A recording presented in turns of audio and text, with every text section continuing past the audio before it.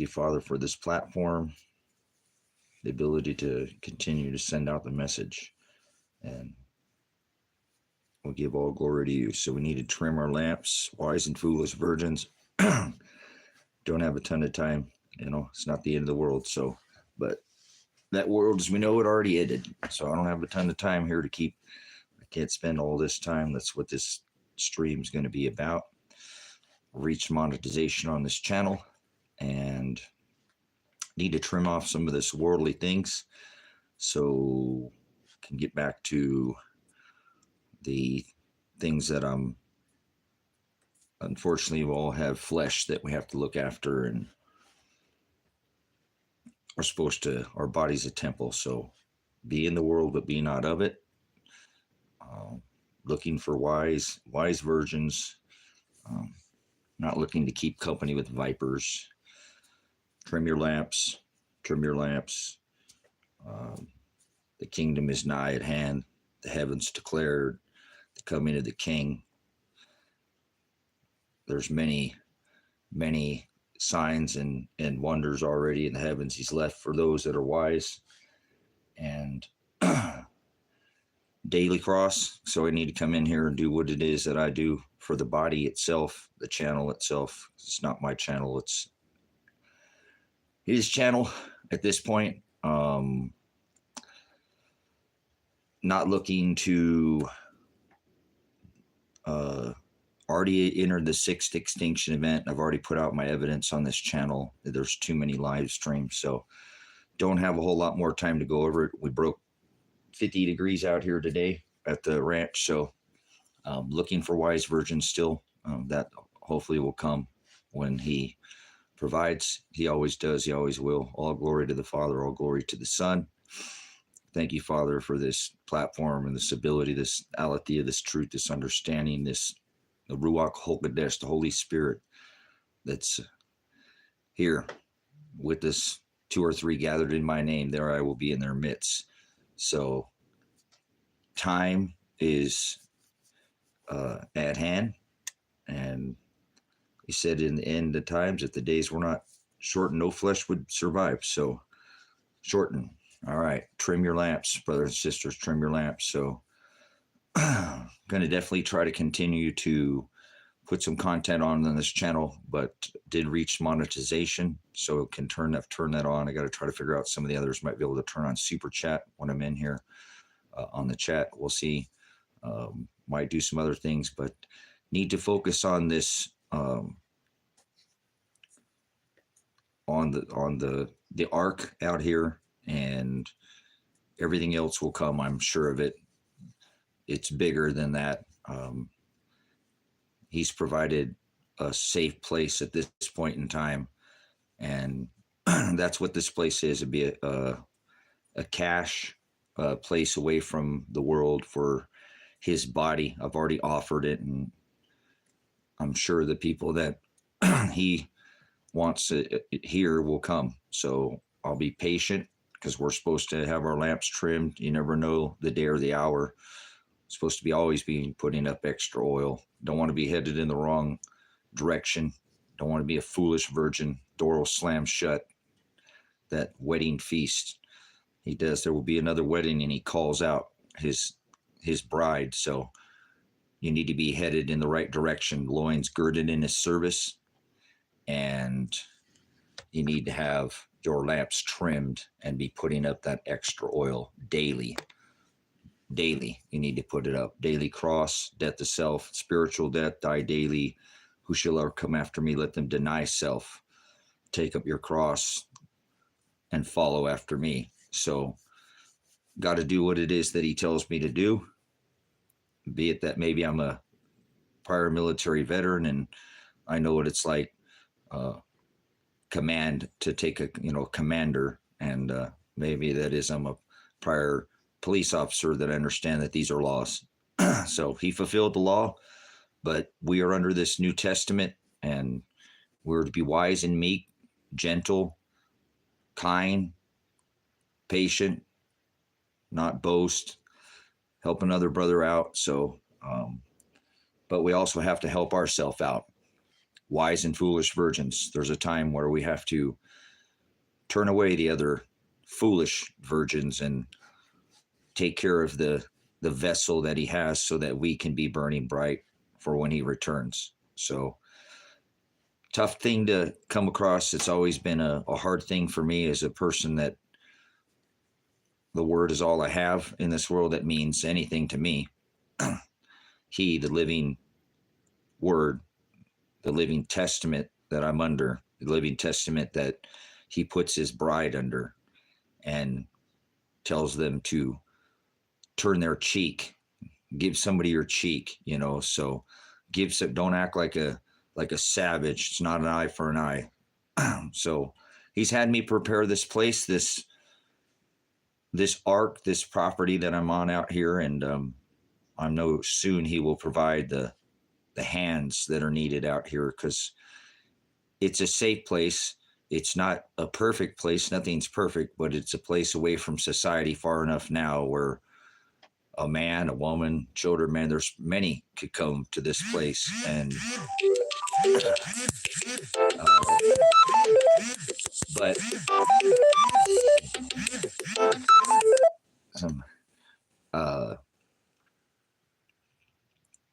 this place here is a place, this valley, it offers its own opportunity for just somebody to come here. But I believe that these particular 40 acres here and the other properties are going to be able to provide a place for people to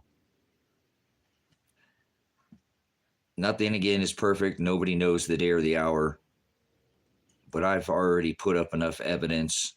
I'm considering and probably will put up the video that had the TikTok channel taken down, but this isn't TikTok, obviously, even though that's in the news a lot. But I'm not really concerned about the woes and the cares of this world. I know I need to continue to tighten up the loose boards in the ship, the vessel that I'm providing, he provided by like Noah, not listening to the world and doing the works that God has instructed me, my commander, to do. I now have the ability to provide for others, and I know that will happen.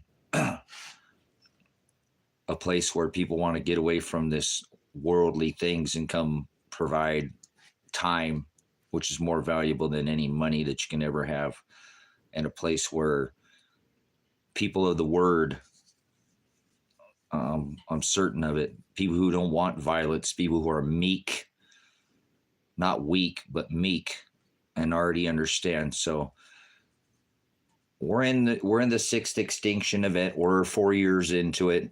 I don't need to convince anybody of anything. If anybody's wise, they'll already know that. I've made my case again that we're 4 years into an extinction event now, the sixth on the earth. So people will know that, and they'll be already doing something about it. I've been doing something about it for more than a decade, and looking for wise virgins. He'll provide.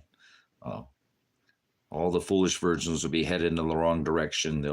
Door will slam in their face, just like that Noah moment, you know, when that door slammed shut, and everybody who scoffed, and 126 years Noah was building that ark, and for decades they scoffed at that old man. But one day that door shut, and the world found out, Noah was a conspiracy theorist up until the day of the flood. So just remember that, all you people who are being wise, my brothers and sisters. Get your vessel ready. He had to, Noah, baptize the vessel with the red pitch so it wouldn't sink, so it would float. Baptize, baptizo, bapto, to be covered with the pitch, red pitch, stain, blood, or dye. Not water, so it would float in the water. But if he had left one hole, brothers and sisters, and that ark wasn't completely overcome, we wouldn't be here today. And if he would have listened to the world, we wouldn't be here today. So we're going to take a pause for Noah, for not listening to the world. Thank you, Father, for putting that still voice inside his head for 126 years. And him not listening to anything in the world, all the scoffing. And we're here today because of because Noah didn't listen to the world. He listened to the Father. Hallelujah. Thank you, Noah. Thank you, Father. Tighten up those loose boards in your ship, brothers and sisters. Turbulent times ahead. You know, the seas and the waves will be roaring. I've made my case.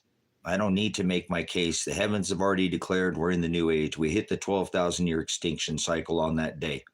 It's on the line. I have already given enough evidence for anybody to see. It's on the channel over and over and over and over and over. It's an overlay. And there'll be more signs, but I don't need to show any more signs. I've already stated I know that it's not a guess. This isn't a prediction. These are knowns. It's a cycle. There's nothing new under the sun is what the Word of God tells us.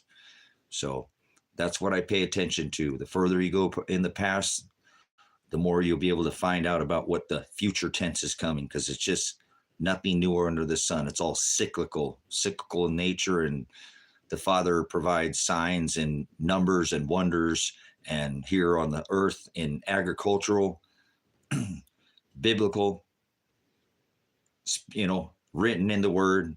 Again, agricultural, ripe on the vine, grapes will be ready. Remember, we're here, brothers and sisters. We're not here yet, but the day and the hour is nigh at hand.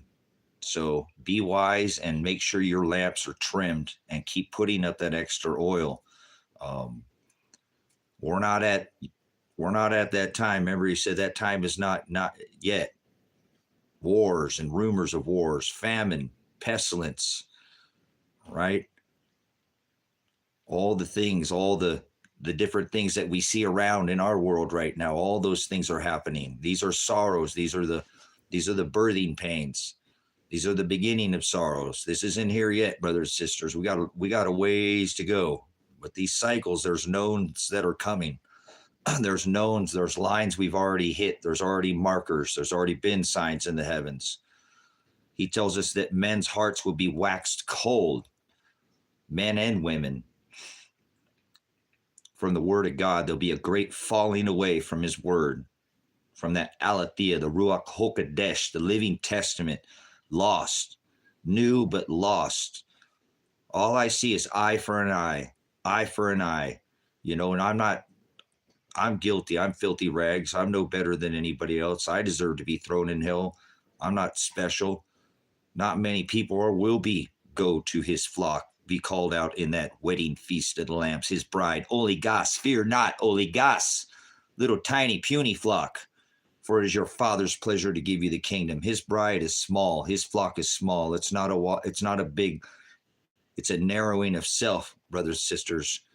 Only those that narrow self and under this New Testament will go to the Father. You have to be His disciple. Who shall ever be my disciple?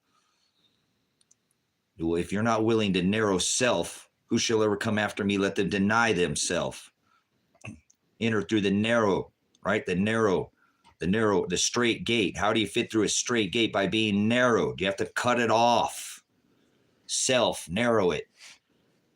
The lesser sign, the big U, the big, S. That's you. When you start your walk and He calls you to Him. It's a narrowing of self. So the heavens have already declared that we're in the extinction event. We're 4 years into it. They're not hiding it. We don't live in that age anymore. And so those that are foolish will not do anything, and those that are wise will have already been doing something about it. I'm almost certain of it. So He will provide. This is bigger than anything that He sees what's in our hearts. He sees what the world does not see. He sees our intentions. He sees the things that nobody can see.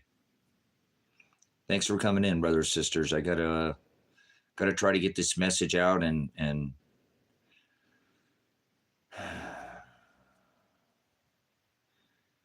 I can't make it any clearer. I'm done with this world. We're 4 years in. The parable of the fig tree. If you do not provide, if you don't show fruit, cut it down, cut it off. So what a beautiful day out here today, guys. Tomorrow I got to get my tail back to work. Gotta get my tail back to work and get to do the things of the world that I hate doing so much.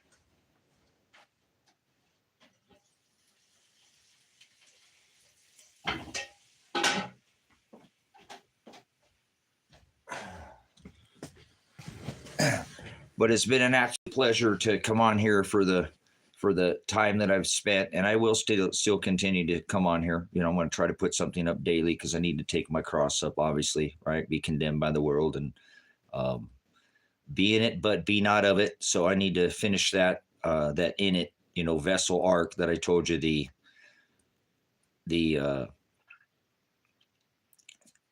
this shelter needs to be done. This earth is going to get rocked here soon by the sun, the weather. I don't believe we have a whole lot more time. I'm not picking any date. I can't believe that we already haven't had a grid down type of scenario. I believe only by the restrainer and the glory of God is put on the whole armor of God. Well, he's kind of protecting the world and being very patient right now with us and giving those wise virgins some extra time where there's still toilet paper at the stores to go get some extra rolls, that type of thing, not in panic, again, a preparedness like Noah was preparing that ark. We are our own ark. I hope he has you doing something on this earth. I hope you have your own ark that you're building, whatever that may be, whatever he has you called out to do, something in your head that's telling you to do something, and you're already preparing that place, your ark, your cache, away from this world, away from violence, get away from violence. You want violence, will just sit right in it, sit right in these cities. Broad is the way, big city lights, right? He told you the broad path is the path that leads to hell. That's why very few are willing to narrow self. Narrow is the path, straight is the gate that leads to eternal life. God hates cities. I know it. I know he hates cities. He hated Babylon. So why would he like a city? I just can't get it. But again, I'm done with this world. I don't relate with the world to begin with. I relate with my brothers and sisters in Christ, with wise virgins. That's it. I don't relate with anybody else, and I don't want to relate with anybody else, and I don't need to worry about that. I'm not here to worry about anything else. That's not my, 126 years, build it arc type thing. I'm not here to worry about the world. Be in it, but be not of it. So I'm hoping that my brothers and sisters that are in that narrow way, the Hados, will continue to hear this message, and I can communicate with them. I have to cut off this world. It's just too much for me. I'm gonna keep looking because I'm not gonna let anybody tell me history, but I know what I see. I know what it is that I'm not concerned about what the world thinks of me. I'm sure people condemn me and all those things, but that's not of my concern. I need to get this property ready. And he was going to provide some people that want to be here.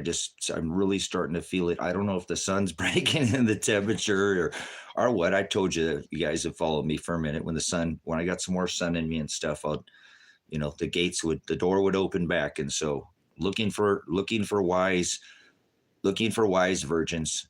All you have to do is look at my maps, look at my maps and see what I'm talking about. It's not a permanent thing. I think we got a ways to go to the end of the world, like all this Armageddon, not apocalypse.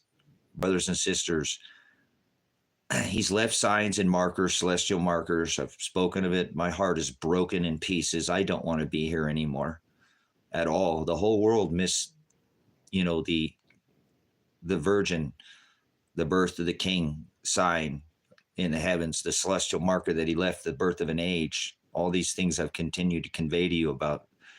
When the heavens declared the birth of the king, the heavens, Psalms 19 declares, the firmament declares his handiwork.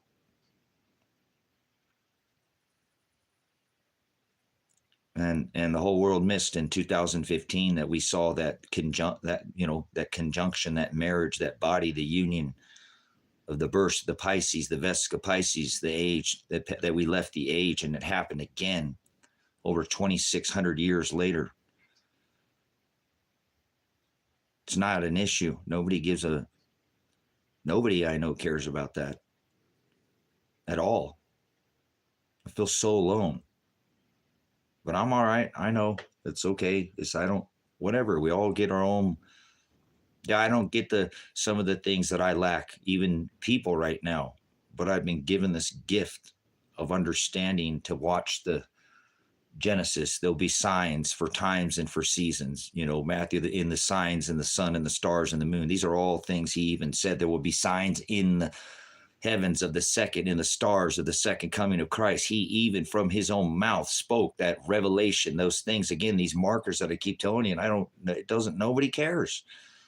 This is, I love God and I'm churchy and blah, blah, blah. And I don't care. I'm not trying to just pass righteous judgment, brothers and sisters. I ain't condemning anybody. Everybody has their own path, but I just feel so alone sometimes. These are words from Christ's mouth. His own Shiloh, I am, spoke of these celestial markers, and then we get to witness it in our day, and the world isn't falling at their feet. I don't understand. I just don't get it. I don't get what in this world that people want. I don't want anything in this world. Nothing. There's nothing in this world that I want. Like I said, maybe someday if he would gift me, an equally yoked wife, but otherwise I don't need it. I've already been given a gift that I never should have received. This understanding, the ability to just look up like he told me and to see these celestial signs and markers and go ahead and mark my body with it so that I know, and he knows in my heart, and he knows not what the world thinks of me. Yes, it helps me with my ministry. It helps me go do what I do, and why I have these markers on my body, and why I marked, or didn't cut, but marked my body as he tells me not to do, in opposition of what his word. But I remember I'm not under the covenant of it's what goes in a man that defiles him. I'm not under that flesh. So I marked my flesh because I know what his word says. It's not what goes in a man or a woman that defiles them. It's what comes out of them. And so I don't care about what people, you're marking your body. I don't care anymore. I know why I did that. I know I did it so he knows. He knows that I was paying attention, that he said, okay, I'm going to leave this place. I'm going to go back. I'm going to go to where my father's at. And I'm going to prepare a place, a bride, like a bride and a bridegroom. He would tarry and pick up his bridegroom, right? It's a formality. It's a contract between the bride and the bridegroom, the wedding feast of the lambs. Everybody wants to make it about religion. But I know, Father, I know you divorced your bride. You called her a whore because she cheated on your law. The one that let to build up towers and cities and all. I understand, Father. You divorced her because you married truth to a lie. The things of this world, she didn't succumb to your law, right? She cheated on you. She was a whore, the one that rode the beast, because she wouldn't follow your law. So you called her out in your book. So, okay, I understand. You're a whore. You cheated on me. Like the one who was founded on idolatry, Babylon, the mother of all idolatry, right? The whore who rode the beast, the system, the worldly things, the big city lights, the broad way. I need to separate myself, be in the world, but be not of it. The wide gate is where most people enter, Father. I get it. I will come back. I will prepare a place, and I will come back, and I will redeem you. I will pick you up if you narrow yourself. Who shall ever come after me? Let them deny themselves. Take up your cross. You must be condemned by this world. They're going to call you out and call you the craziest things. Remember, I gave you examples in my basic instructions before leaving earth, the Bible, the word of God. Remember Noah, Tracy. 126 years they scoffed at that old man. They scoffed at him. Made fun of him. It never even rained on this earth, and he's building a boat. cackling at him. I'm sure they just made him feel like he was the craziest, but he didn't stop, brothers and sisters, because he narrowed self. He didn't listen to the world. Who shall ever come after me? Let them deny themselves. Take up their cross, follow after me. There's something, I hope there's something inside of your head. I hope he's telling you to do something. I hope there's something inside that he has you on this mission, this to build this ark, this vessel, this whatever it is that he has you. Your safe place, if you will, your cache away from this world so you could float away and be safe. And this time, you know, it's not with water, it's with fire, just like Elijah, and he'll pull you up out of here like a flaming chariot. He is the snare that lifts us out of here. He wants to meet us in the sky. He ain't coming for us. He ain't coming to this world. He is not. That is not how it is written. We will meet him. That's why he wants to find your loins girded in his service, headed in his direction when he returns, not a foolish virgin at the store buying oil. That's the last time you should be worried, right? You already need to have that oil put up, living like he's going to come back every single day. Lee Cross, death to self, condemned by the world, hated by the world for all the things that you do that are of God, and they don't think that it's righteous, and they laugh and scoff at you. Keep doing what you're doing, brothers and sisters. It's him, right? Inside you, that Ruach HaKodesh, that Holy Spirit. Who cares what the world thinks? Just keep preparing your vessel. So that's what he's telling me now. Finish your vessel, Tracy. Finish the vessel that I had you, and then you'll have what you've asked. You'll reap what you sow. SOW. Starting spell check yesterday on the stream. But he told me that. He's already telling me that. I'm already explaining that to you. He always speaks to me through the word. He does, Tracy, this is God. It's the word, brothers and sisters, the word. He shows me in the word. Seeking ye shall find, asking ye shall receive. And he shows me that where in the word, where I need to go and where I've been led by the word. I try to live. I mark my body with the word. I want to die saying that word, not my own. So be wise, brothers and sisters. He will lift his wise up like Elijah, flaming chariot. He is, again, the snare that lifts us out of here. So be wise, like fire, eyes of fire. Remember, a voice of many waters. The age is here, Aquarius, that living water pouring out on his vessel. You understand? Pouring out on the nations. Fomahawk, the fish. The heavens have declared the age, brothers and sisters. So I'm just beside myself. I just don't understand how people are not, the whole church, the whole body. But I don't care. There's none of that. That don't mean anything to me because they're all a bunch of pagans. I don't know any people of God. I only know my brothers and sisters and my mother. That's it. I really don't know anybody in the world that chases after him daily and is willing to deny themselves. That doesn't listen to the world and is building a place outside of the world to not be part of it, and that's okay. I know there are others that are doing some things, but not of Christ. I don't think they're led by Christ. I don't think they're just trying to survive the world because they are trying to survive zombies and politics and all those other things of the world. They're not, God hasn't called out their heart to prepare a vessel, a cache, a place. Cash is king, not dollars, silly cents. Cash, like putting yourself away from society. Narrow is the path, straight is the gate. Broad is the way that leads to hell. Wide is the gate that most enter through. He makes it clear to me. He hates cities, brothers and sisters. I just can't make it any clearer. So whatever. I don't have to tell anybody right now what to do. The Lord should be calling out to their hearts what they need to be doing. They'll be wise. I'm just trying to hados, follow after those that are in the narrow way, like Christ.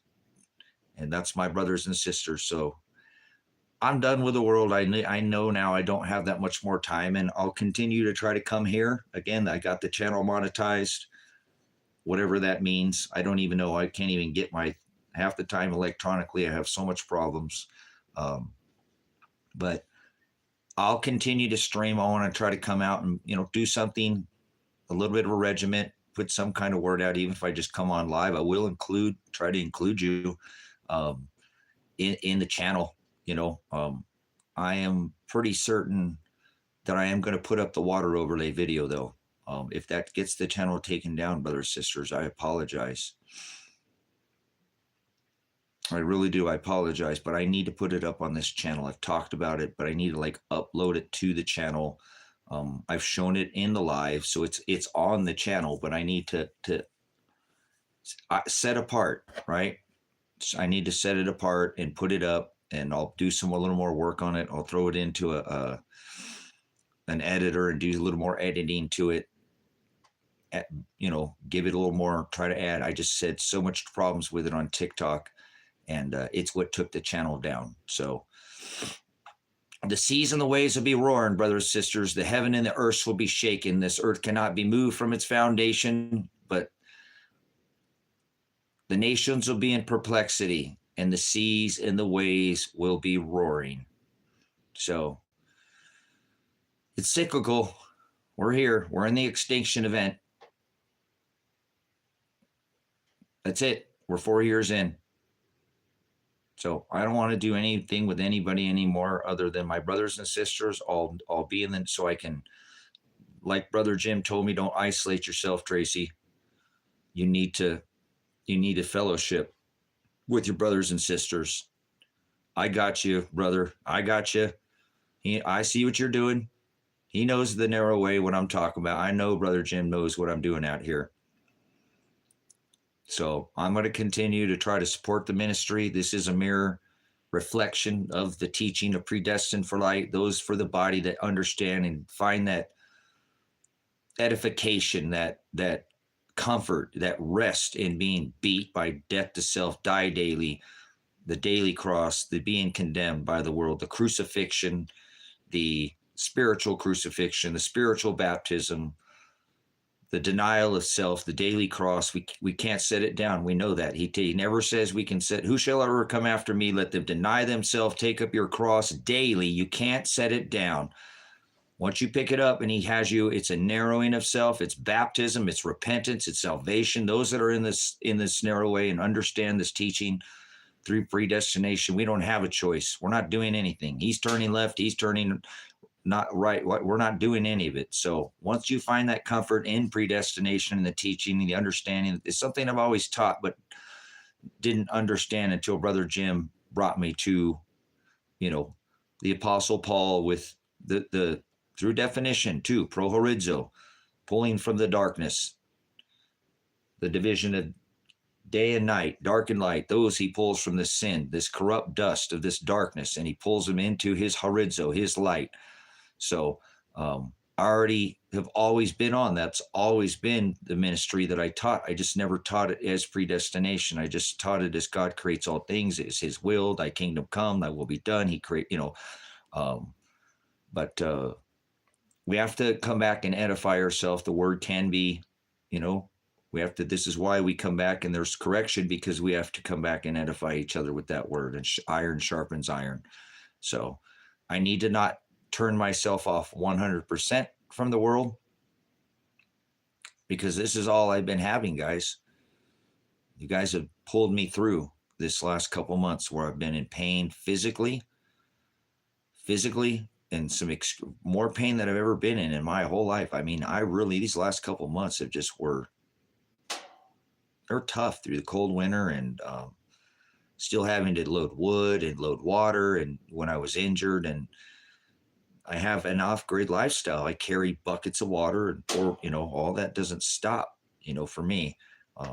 But through being an injury where I probably should have been in physical therapy and laid up and all that, I was still working every day, building the Rusty Dragon and trying to just push through the winter, because I can't sit out here. And when I sat on it, it just makes me worse. When I, lay down, it makes me worse. So I had to get up and stay moving. What's in motion stays in motion. So appreciate everybody who saw me through that. And obviously my pain never goes away. I'm always have pain. It's not something I'm ever going to be able to get over. I'm never going to have surgery. I'm just not. Just decided that I'm just not. I don't have anybody to take care of me. I have no way to pay for anything. I can't lay down. It's not an option right now.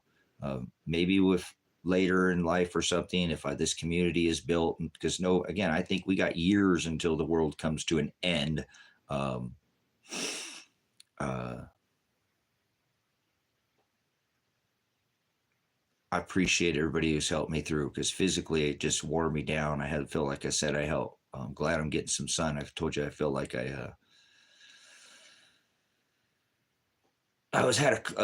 always been able to push through it, but the last time I was in this much pain, I was in my early 40s, and I'm 50 now, so it's been a while. I had a little couple spats, from when I went into town and visited my son for a few days. I can't go into the city. I have an electromagnetic sensitivity.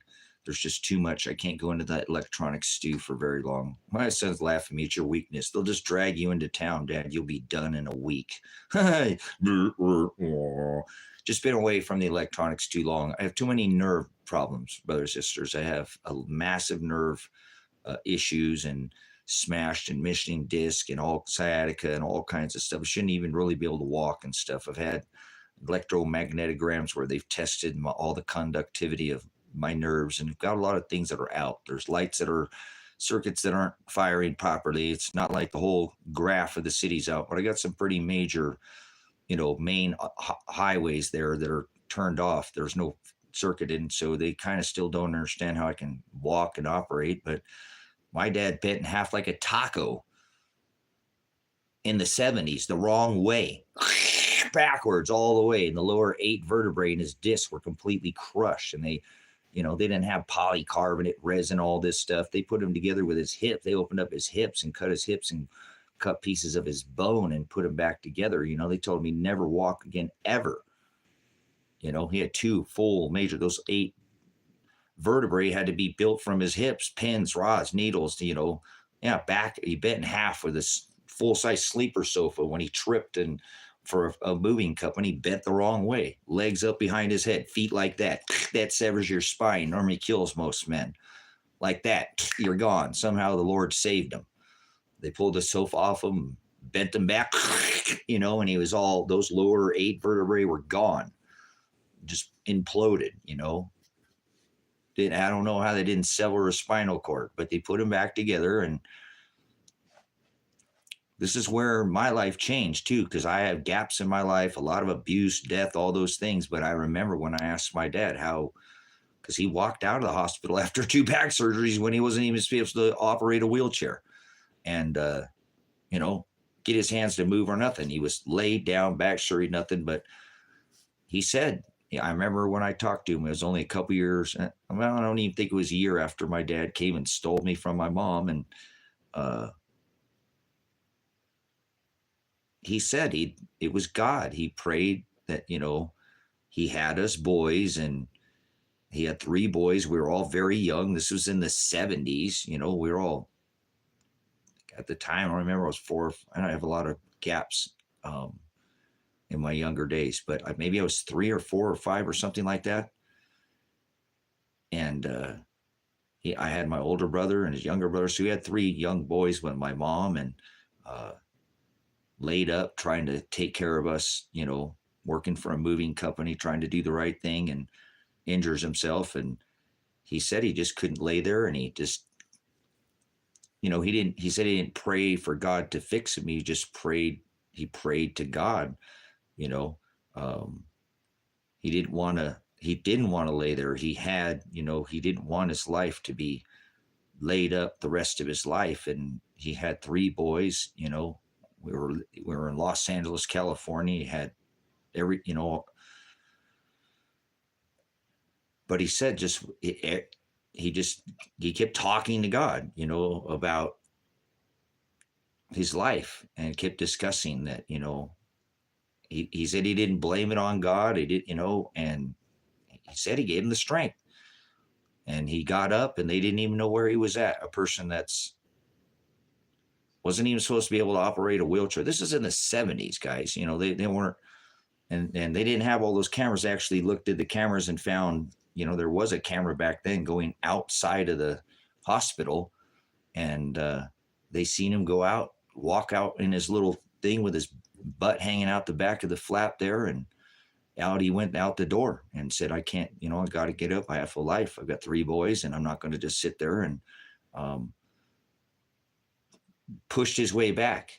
So I watched my dad go horseback riding, took us to like Magic Mountain, Road, Colossus, things he should have never, ever done, things he should have never done. So when people ask me sometimes, how do you get the strength? I'm like, oh, I got a couple vertebrae that I busted up or whatever on the bottom, a couple missing discs, all smashing, it's all grown back together with, calcium. But my dad, should have never walked, and I know by the glory of God. And I tell you, brothers and sisters, when my father told me that, he told me it was God that gave him that strength. He didn't pray to make him better. He just gave him the strength. It was through just talking with him. Because my dad we didn't go to church. And like I told you, my dad was Nimrod. My dad dressed up as Satan, and I was the cool kid in school, one of the coolest kids in school, because my dad was big, he was Big John. He was 500 pounds when he died. He was an umpire. He was involved in a lot of things, school, PTA, all the things. But he dressed up as Santa, and so people tend to get along. I got along with everybody in school. I didn't try to pick any genre with anybody. I wouldn't let anybody say, hey, you got to be this or you got to be that. You got to like this. You got to like that. I'm like, whatever. I like whatever. If you don't like because I don't like this person, I don't want to be your friend. If you don't want to because I won't even talk to you, then fine. I'm going to be friends with everybody, because everybody was mean to me growing up, everybody. But once I got into high school, and it was still super tough, but I wasn't trying to play that. I figured things out when I was whatever. It is what it is. But I find my strength, a lot of it in this life, through that day when my father told me the strength that God can give a man. He's a way maker. He can make a way when there's no way in hell. I'm telling you, when there's no way, when it's an absolute physical impossibility. That's how I've made it too, brothers and sisters, these last couple months. So, and you guys, bless you guys for helping me out, being there for my rock. Because I told you, something inside me was physically draining me like a battery. I called up my son. I'm like, man, I could usually fight back from this, but something inside, I got this battery that just keeps wearing down, and I keep getting worse and worse and worse, but I have gotten better. And I was really worried that I was just going to deteriorate so bad I wouldn't be able to. Now, obviously I was still building and walking and doing what I do, but it was taking me 30 minutes to put my boots on in the morning. And I'm a soldier. I'm supposed to put my boots on, bam, and they're on, tightly, So some of the stuff was tough to make it through. And I know I leaned on this channel quite a bit, so I cannot thank you enough. And, this is live, and we'll put it, down for the record. Thank you, brothers, sisters, anybody who comes back and watches this later. And I do appreciate your guys' help and strength, so I can come in here and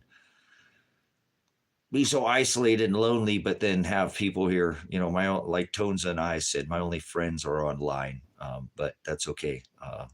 I'm not looking for friends. Was in here looking for brothers and sisters and my mother. So that's what Brother Jim told me to do.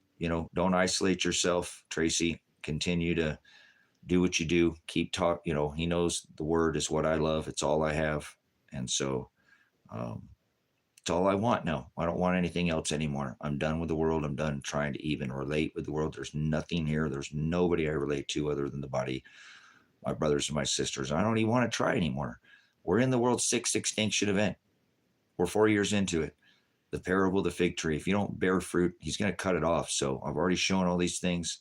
I do believe nobody's done a better job at documenting the Revelation 12 sign, these false fake eclipses. I'll continue to put out that message again. I'm not going to erase that board. I have another message I want to teach here, something that I believe that the Lord has shown me, this reset, bringing this earth back to when he pulls this, destroys this place with fire, and this liquefaction of it, and the pumping of this atmosphere like they already did with the Honga Tonga, and kind of a trial to pull the as is above, so is below, to create these trees that were once here, on this earth that were cut down. There's many things that I don't teach out of Enoch. I don't teach out of the other books, Jasher, story of Adam and Eve. I don't teach it, but I read them. I just don't talk about them on this platform. I'm here to bring people, uh, you know, to to the Grace and Truth Ministries. Period. Period. And to fellowship with my brothers and sisters. That's what this channel was made for originally. My son told me to go over to TikTok. Awesome. We brought about a dozen people over to the body throughout the 20,000 followers. Bam. Even if one came over. Beautiful. That's what the whole channel is for, to bring people to predestination, Brother Jim's teachings. I just mirror it. It's just a mirror teaching.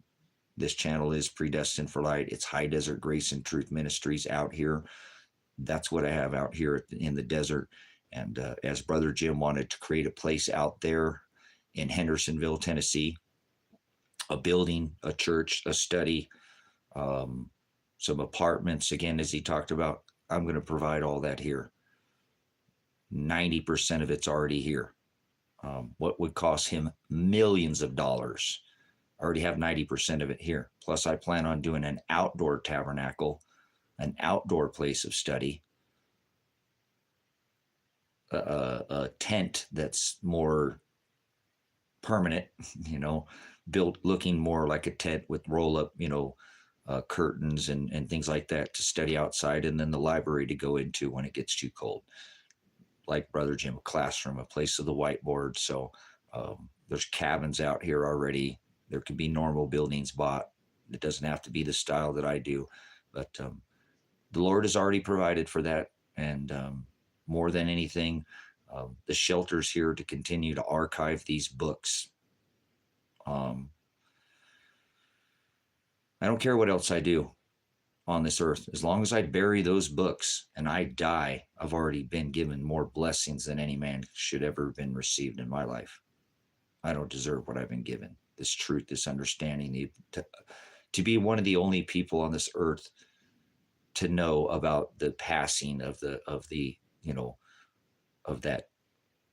Jupiter, the marker of the king, out in the night sky, the brightest and the longest. It conjuncts again with Venus, and that hadn't happened in over 2,600 years.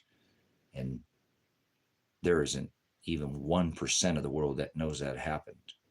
And people say they love Christ Jesus, and they love the gospel, and they love the church, and they love righteous judgment. I'm not condemning those people, brothers, sisters, but I don't know. I know this is the same sign that the wise men, this was the birth of Christ in the heavens. And he tells us, remember, I will prepare a place. I'll come back, receive you, redeem you, look up, for your redemption draweth nigh. You should be looking up. You should be noticing all these celestial markers. The Shiloh sign, as it passed again in 2017 in front of the head of the church, the scepter shall not depart from Judah till Shiloh returns, the second sign that the wise men saw. We've seen that same sign again in 2017. Then it moves into the belly of the Virgin, as he said to John at the island of Patmos. Even he himself said there will be a sign of the second coming of Christ in the heavens, in the stars. And I'm not going to go into the mechanics of it because I already have it. It's insane. It's just brilliant to what the great sign, the Revelation 12 sign that he gave to John at the island of Patmos. There'll be a great sign in the heavens. The Virgin, clothed with the sun, the moon at her feet, travailing in birth. Jupiter enters into her belly, right? The birth born of a virgin. And she'll have a crown of 12 stars upon her head. 3 wandering stars stand still. That don't stay on the line. That's not what they do. And all of a sudden, out of nowhere, they just Ted Hut, and below the scepter sign, the lion shall not, the scepter shall not depart from Judah, the king, the lion, Leo, right? Until Shiloh returns. That's the marking of the king sign, and the 3 stars stay there for not 4 days, not 4 weeks, but 40 weeks to the day, and Jupiter exits her belly, just like he said. He gave that sign in the heavens. and the dragon would be there. And then we see the Revelation 13 sign with the tail Draco above the ecliptic plane, and probably 0.00001% of the earth even knows that happened. Holy smokes, the whole world is sleeping. These are things that he said that would happen, and we were a witness it in that book, came to life in the heavens. Holy smokes. 26 plus 100 years later, and nobody gives a flying nothing about it. It's not even a thing. It should be a thing in the church of the church. Hey, these were the signs that the wise men saw. This is what he said would happen, and now we saw that happen.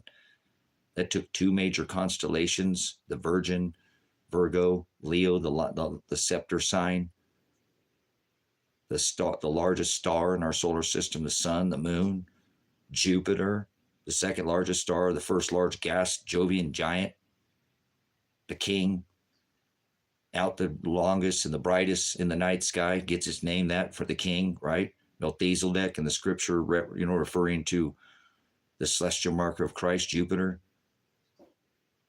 Three stars that don't stay on the ecliptic plane. They wander off and on and off and off. We're not like the earth that stays on the ecliptic. They're all over the place all the time. They stop, bam. Not for 4 days, not for 4 weeks, but 40 weeks they stand still. And then the mechanics of Jupiter exiting right between the Virgin's legs, right out, like the birth of a child, 40 weeks to the day. Get out of here. This whole world should be on their feet. Anybody that says they love Jesus Christ should just be melting in their flesh. Just, oh my, how did that? I was alive to witness that. And the birth, again, the conjunction back in 2015, before it even hit the Revelation 12 mark, all that, the mechanics, it passed Leo again as it stopped in opposition for the second sign that the wise men saw, the Magi, not three wise men. They gave three gifts. They were the Magi.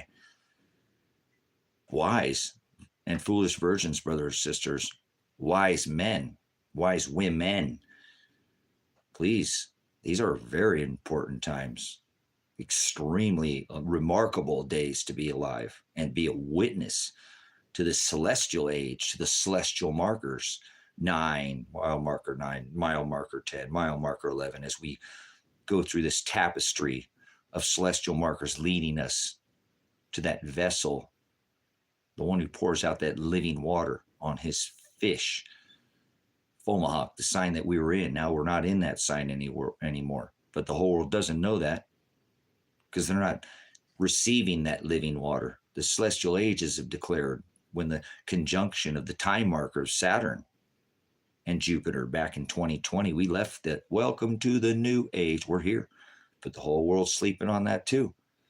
See what I'm saying, brothers, sisters? It's so hard to wake up in this flesh with this knowledge. I don't even deserve this understanding. If you have hearing ear and he gave you a hearing ear to hear what I'm saying, you'd be like, that happened? Yeah, he talked about that.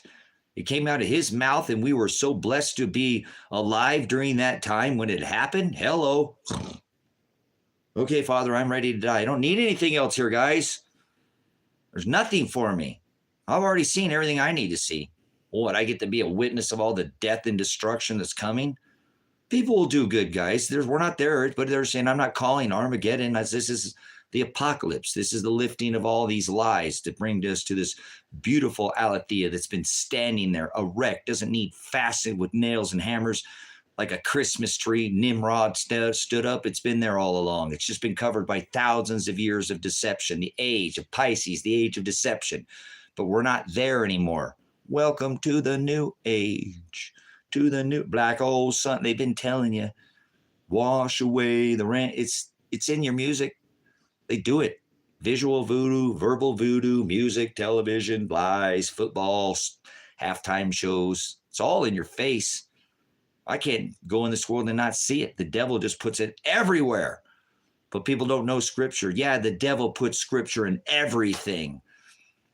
Football, halftime shows, all the sporting events, it's throughout television, commercials, Donald Trump with his tennis shoes, his golden shoe. I will make my enemies my footstool. I will crush the head of the serpent with the heel that was bruised by the serpent, right? It'll be ashes under my feet with ushering in this new age with his phoenix and his brooches of the star, Ishtar, worship Ishtar. They all tell you who their legions are, but people don't have it. Oh my God, Tracy, what are you talking about? Yeah, they put scripture right in front of your face, the whole world, but people, they don't. Football! Fight over jerseys and numbers. Bunch of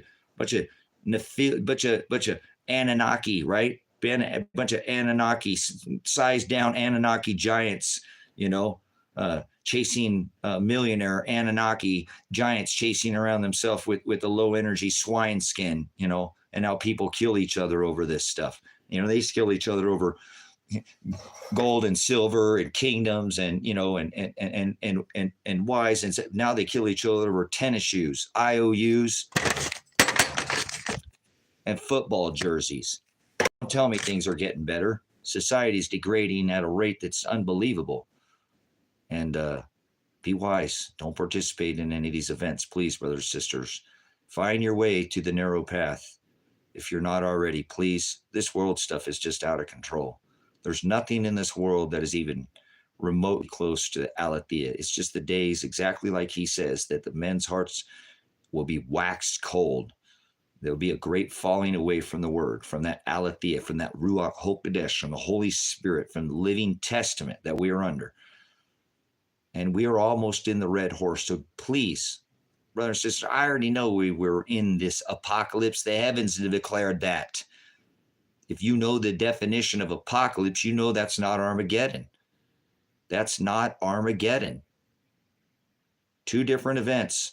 Very confused. My people will perish for lack of knowledge. Go to the place of no knowledge, correct? Hello, it's mathematical. I told you things that in my brain aren't like people think. I don't think like the world thinks. 98% of this is mathematical to me. The Lord uses math. Our Father loves math and numbers. He encodes all these things in numbers. Why do you think there's 7 churches, 7 stars, to be 7, the 7 candlesticks? All these things are parables and have meaning. Right? That's just touching 7. I'm just giving you the tips of what I'm talking about. To be 7 is to be completed. Remember, there's all these things that have meaning by the number. 40 days, 40 weeks in the belly of the Virgin. Reign, 40 days. He loves math. And that's why the devil takes the same thing and uses gematria, and everything's coded now. And they've created a whole language in numbers. The devil speaks in the satanic gematria cipher, right? A equals 26, not 1. B equals 25, not 2. It's reversed. As is above, so is below. He flips everything on his head. You must be as esteemed as the potter's clay. You must turn their works upside down. Why do you think they made that gematria code? All this stuff is encoded. The streets, the names, the Masons. This whole nation is littered with, from above, you can see spears and football stadiums and all this stuff. In the streets, they get the name. The Masons named all these people. Remember the ones that try to mimic the rock? He is the Petra, the corner, the foundation, the cornerstone, the Masons. People don't see none of this, brothers and sisters. Washington, D.C. is just nothing but a big, huge, occultic visual on the ground, as is above, so is below. But people don't watch any of this stuff. They watch football. They're down there in the Roman, they at least have said lions in there, and they would fight lions and each other. Now they just chase each other around, millionaires with, remember, low energy swine skins, and people kill each other over that. The degradation of society, brothers and sisters, should be quite obvious. And so my point that I'm trying to really make is get away. Be meek, not weak. Broad is the path. Why? God hates capitalism. It's modern day Roman games in Colosseums, Vicky. Colosseums, think about it. Colosseums, stadiums, bowls, sacrifice. That's why they have a halftime ritual occultic show that they have, but people don't see that. It's the same thing. Rome's never died. We know that, but okay. So really, guys, we've entered the sixth extinction event. See, I love the word because he always leads me to where things are, with as is above, so is below, on earth as it is in heaven. Give us this day our daily bread. It's in the word. Daily cross, death, self, die daily. But this world, we still have to be in it, but not of it. So these things are still going on. And on this earth, as I've shown you, show you one more time. I really don't want, I want to stop, and I will. I'll continue to show the body, but that's what I'm saying. I'm kind of done pitching my case here on what should be able to go on this channel and see that I've littered this channel. This is what I'm talking about. There's nothing that's not known. This is what I keep trying to explain to you guys. This is why I'm done talking to anybody anymore. I really don't want to talk to anybody in this world anymore, brothers and sisters, because it's all a lie. These, again, are the catastrophic and extinction cycles. Again, show you this one more time. This is for my body. I really don't care anymore, and I'll continue to put out content, but potentially civilization, catastrophic ending events of the last 180 or 150,000 years, and or previous great year cycle events. So potentially civilization ending, catastrophic. Don't overdo that. If you know, I told you, if you study extinction, everything that's still on this earth made it through the last 5 extinctions. There's still crickets, and there's still bananas and kiwi fruit and pineapples and avocados and giraffes and tigers and pumas and cheetahs and lions. Oh my, everything made it through the last 5. People want to teach extinction like fear porn. Oh my gosh, fear, fear, fear. That's not how extinction events work. Species die down and not off. If they died off, they wouldn't be here. Grow up. Stop being such a fear porn, making people, if you be not dismayed at the ways of the sides of the heavens, if you cause one of mine to stumble. So be not, so these are the events, and this isn't guessing. So this isn't a guess. This is a matter of fact. This is how beautiful that our Father works, that he doesn't change it up. Some things he will not. He is the law, and when he says something goes, it will go the way he says it, and he's the one controlling the stars. Don't tell me you're going to read my palm, or you want me to come in your tent and, rub your ball and your crystal ball and tell me fortunes. And, I got that wife that I was finally looking to be equally yoked with, the stars tell me so. So, brothers, sisters, this is a celestial marker of ages that I've been talking to you about passing of ages from, Aries, the ram, the fire sign, into Pisces when Jupiter conjuncted Venus. That's the birth of the king. That's the wise men first sign that they saw, the star of Bethlehem, the star of David. So these markers, as I'm telling you, are those catastrophic events. And they all happen exactly on the line.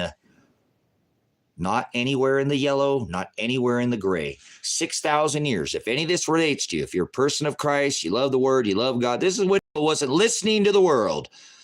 He just shut the world up and didn't give a flying patootie of what the world thought for 126 years, right back here, 6,000 years ago. That's where, so you understand what I'm trying to show you. This is a marker of time. Leo, we're in the time now of Pisces and then Aquarius. Right here. We're right there. I don't have the dot on there, but it's right there. That's where it should be. We've left Pisces and entered into the age of Aquarius. So we're in an extinction event. 4 years ago, when Saturn conjuncted Jupiter, we'd entered the 6th extinction event. This isn't a guess, and they have known of this for thousands of years, and I'm tired of the ignorance of society. This isn't a guess. We're here. We made it. So do something about it, because all the people that had enough intestinal fortitude to get up off their 4th point of contact got up, and we're still here because of them, like Noah. So be one of those people that make it. Don't be one of those people that just succumb, just, oh, okay, well, I'm not going to do anything. So that's why I'm done. I'm done. We're 4 years into this. I have to remember the parable of the fig tree, everything I keep explaining to you. If it doesn't bear fruit, cut it down. That's what Christ said. He gave us a chance. He gave his people, his body. He's given this nation a chance. I already know it's coming. This nation is done. Put a fork in it. You like America? Great. Well, it's not going to be America as you know it. It already isn't the America as you know it. It will not be too much long. They're changing the demographics of this place. They already did it in Europe by flooding the people over there. Now they've done it here for more than a decade. This ain't new news. The demographics, it's putting a massive strain on our infrastructure, on the programs, and they're giving them all the money now and not giving it to Americans. That's going to cause a massive rift. I already see it. They're storming in Seattle at the, their own insurrection there up there in Washington and pounding down the, wanting, hey, these hotel rooms aren't doing it for us. We want housing. This isn't good enough. This is just getting started. You better find a place away from people. Population density be the number one killer. Period. So again, I'm not even concerned about that. I can't make people, I'm not trying to change the world. I'm not trying to change anybody. I already made that mistake. Remember, I tried to join the military. I can save the world. I can change the world. Don't act like I don't have that instinct. I don't try to do that. I'll always try to give. I'll always try to help my brother out. I'll always try to do what's best for the world. I'll always sacrifice my flesh for my brother. I'll always have my be martyred. I don't care. I'm here that long. I have a habit of doing that. I did it as a child. I joined the military at 17 years old. I was legally a child and thought I could go save the world and help everybody. So nobody can change who I am. I'm never going to stop doing that until I die, until he takes me from this earth. I'm not going to do it till they throw me in the dirt.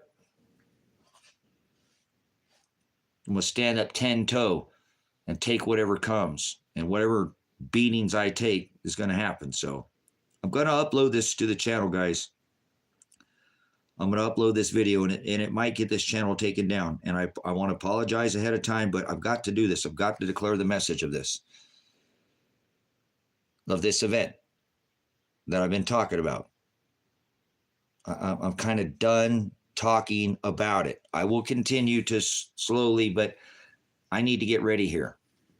If nobody comes, oh well, I don't care. I'll really try to trim myself back to and stop being such a crybaby. And I've already been gifted enough. So what if I die alone? So what if he doesn't ever sell me a helpmate? Somebody who's equally yoked, who wants to share my crazy ways. I'm over it. Whatever. I'm sure I'll get weak again. I'm sure I'll be lonely and I'll break down, but I'm going to really try to trim that off of this channel as much as possible. And he'll send who he sends to this location now, because again, I'm not trying to cause anybody to panic, but let me just speak freely.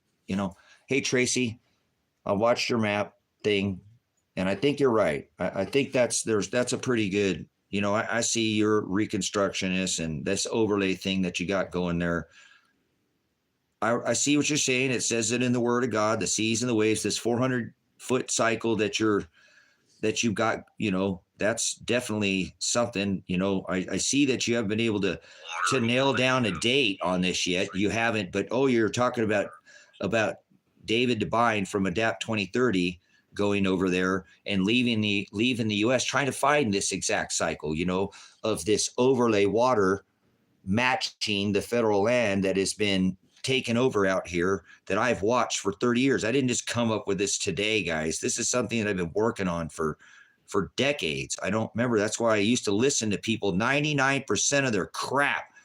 I would just sit there and listen to somebody's BS, guys, because if they could give me one gem that I could throw in a bag for later, I'd listen to people's crap. Now I don't want to listen to nobody's crap, to be honest with you.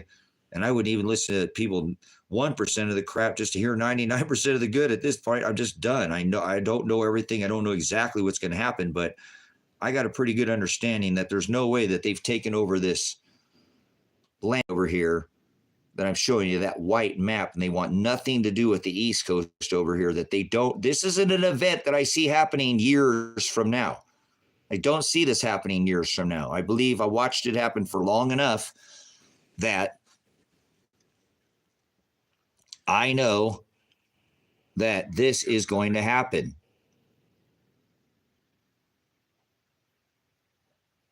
I can't make it any clearer.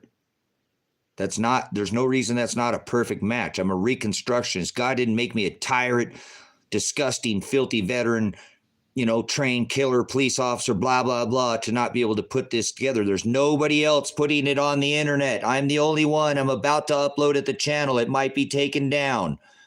It got the other channel taken down, but I'm not going to not put out this message. There's no way that they don't know. I don't think they were years away from this event. I think they've been preparing for this event, and they know that it's going to happen. I told you my evidence is the pinch of the magnetic cycle that we were in at the time of Christ, when the temple was destroyed by Nebuchadnezzar, and he plowed salt into the land. Plowed salt into the land. Can I make it any clearer for you? I'm done trying to convince people of what I think. So what if it doesn't happen? So what if it does? I hate that it does. So what? It's hard to live with this every day, to know that if I'm right, what is about to happen? And if I'm wrong, I don't care.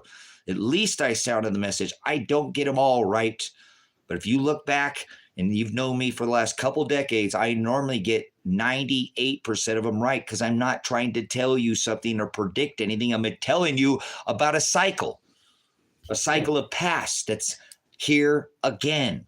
That's what this event is that I'm trying to tell you. That's a cycle. The cycle of the 4 gas giants forming the square in the outer solar system is a cycle. And we're here again, 2,600 years later. Remember? All those other signs, the Star of Bethlehem. Can you make this, again, I'm ready to die. I don't want to be here. There's nothing here for me. There's just nothing, guys. Declared this over and over and over. It's so hard to hold all this in. So all I can keep doing is coming and declaring this message. I'm not leaving anywhere. I'm not going anywhere, but it's going to happen again. It's going to happen again. This pinching of these 4 gas giants last time caused Pompeii, Venezuela. We were in one of those extinction type level events. This time it was spewing volcanoes. This time I think it's going to spew mud. It's going to spew, 2 cars in one day going down my driveway. That's a record. Ooh, what's going on? There must be some land for sale. That's what it is. That land's for sale back there. I know what it is. There's a 5-acre parcel back here, way back there for sale, guys. Better get out here on this side of the U.S. You don't have to. So I'm not predicting 79 AD, 1024-24. I'm not predicting anything. Here you go. Look at this buildup that I built for you. See the magnetics of these bodies? If you know anything about magnetism, and we're going to get pinched in that magnetism, that would be like us being right there, pinched in right there. So we're going to get rocked. We got rocked last time, and our magnetic protection was at 100%. I just showed you articles recently that came out. I've been telling you 25. The Air Force has said 40%. That's why we saw 5, not 2. 2 was the record. 2 was the record. 2 was the record in 12 years. 2 low latitude, not up there, Aurora Borealis, Northern Lights up there in the north, and they see them up there on a regular basis, but not down in Florida, Ukraine, Texas, New Mexico. That takes a massive high proton level event to happen, to get it to push that far down into our latitude. We had 5 last in 1 year, not 2 in 12, but 5 in 1. And we didn't even have X flares. We didn't have high proton level events that it normally takes in Carrington. Our magnetosphere is hammered. And they're not telling anybody about this. And if they did, the world would panic. But they should. Because, okay, guys, a lot of things I predict cycles, but now I told you something. There's, things within a cycle that do happen. that we have never seen before. You can look into this. I've studied this for decades. I looked at the sun for 20 plus years with all the satellites I brought you to on live streams. Here's how you get on the Helioviewer. Here's how you go to LASCO C2. Here's how you go over and get onto LASCO C3 and create your own movies so you can see all this yourself. Here's SolarHam. Here's spaceweathernews.com. Here's spaceweather.com. Here's all this information. You can do all this for yourself, guys. I'm looking at this stuff. I've been looking at it for decades, not just today, not just this overlay. It's been decades. It used to go up and down from Washington to Oregon through the woods, Columbia Gorge, all the way down through the Cascades. It's all shut off. You know, I show you this maps. They're going to close all this off. This is happening. We're already 4 years into a extinction event that is in progress.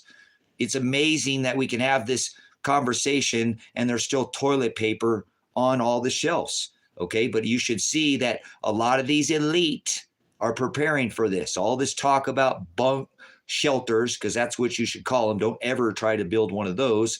Don't call it that. That'll put you on the NSA's list. Build a shelter. You have the right to have a storm shelter. It's not always 70 and sunny. Hey, honey, here comes a tornado. Hey, let's get in there. Okay, it blew over. All right, honey. Aren't you glad? Woo, that was smart of us, wasn't it? It's not, oh, we didn't plan on living in there.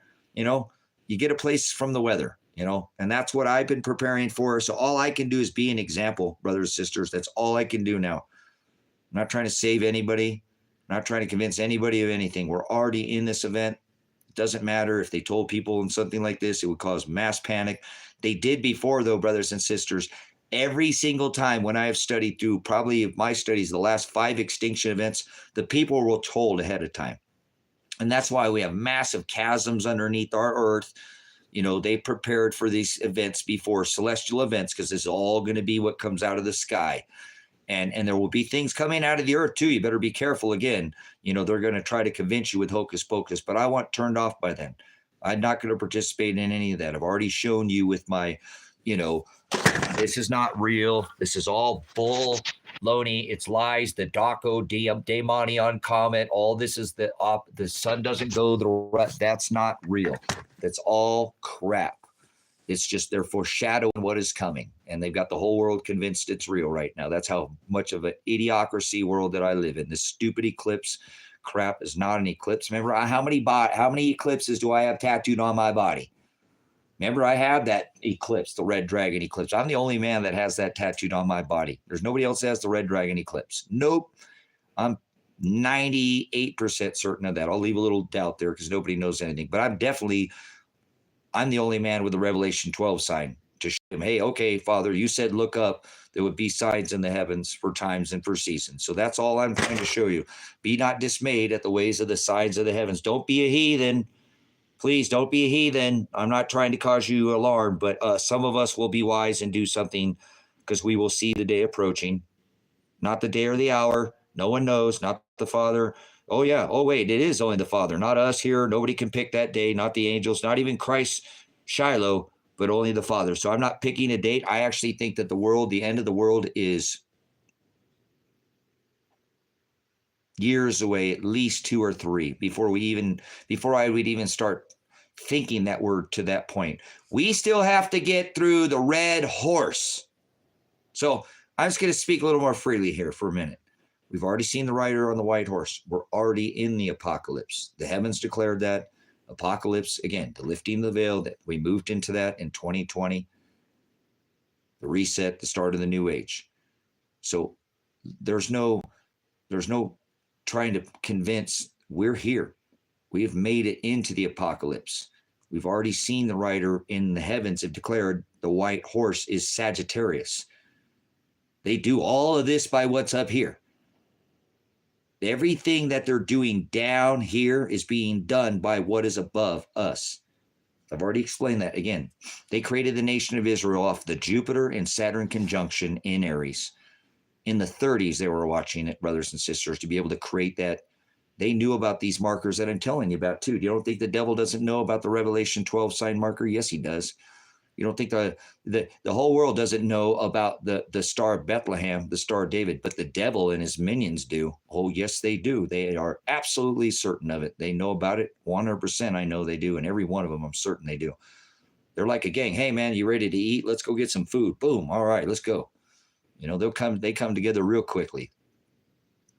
I don't need, hey, what's up? You hungry too? Hey, well, come on, man, let's go. Yeah. They get together real quick. They know what, they all come together.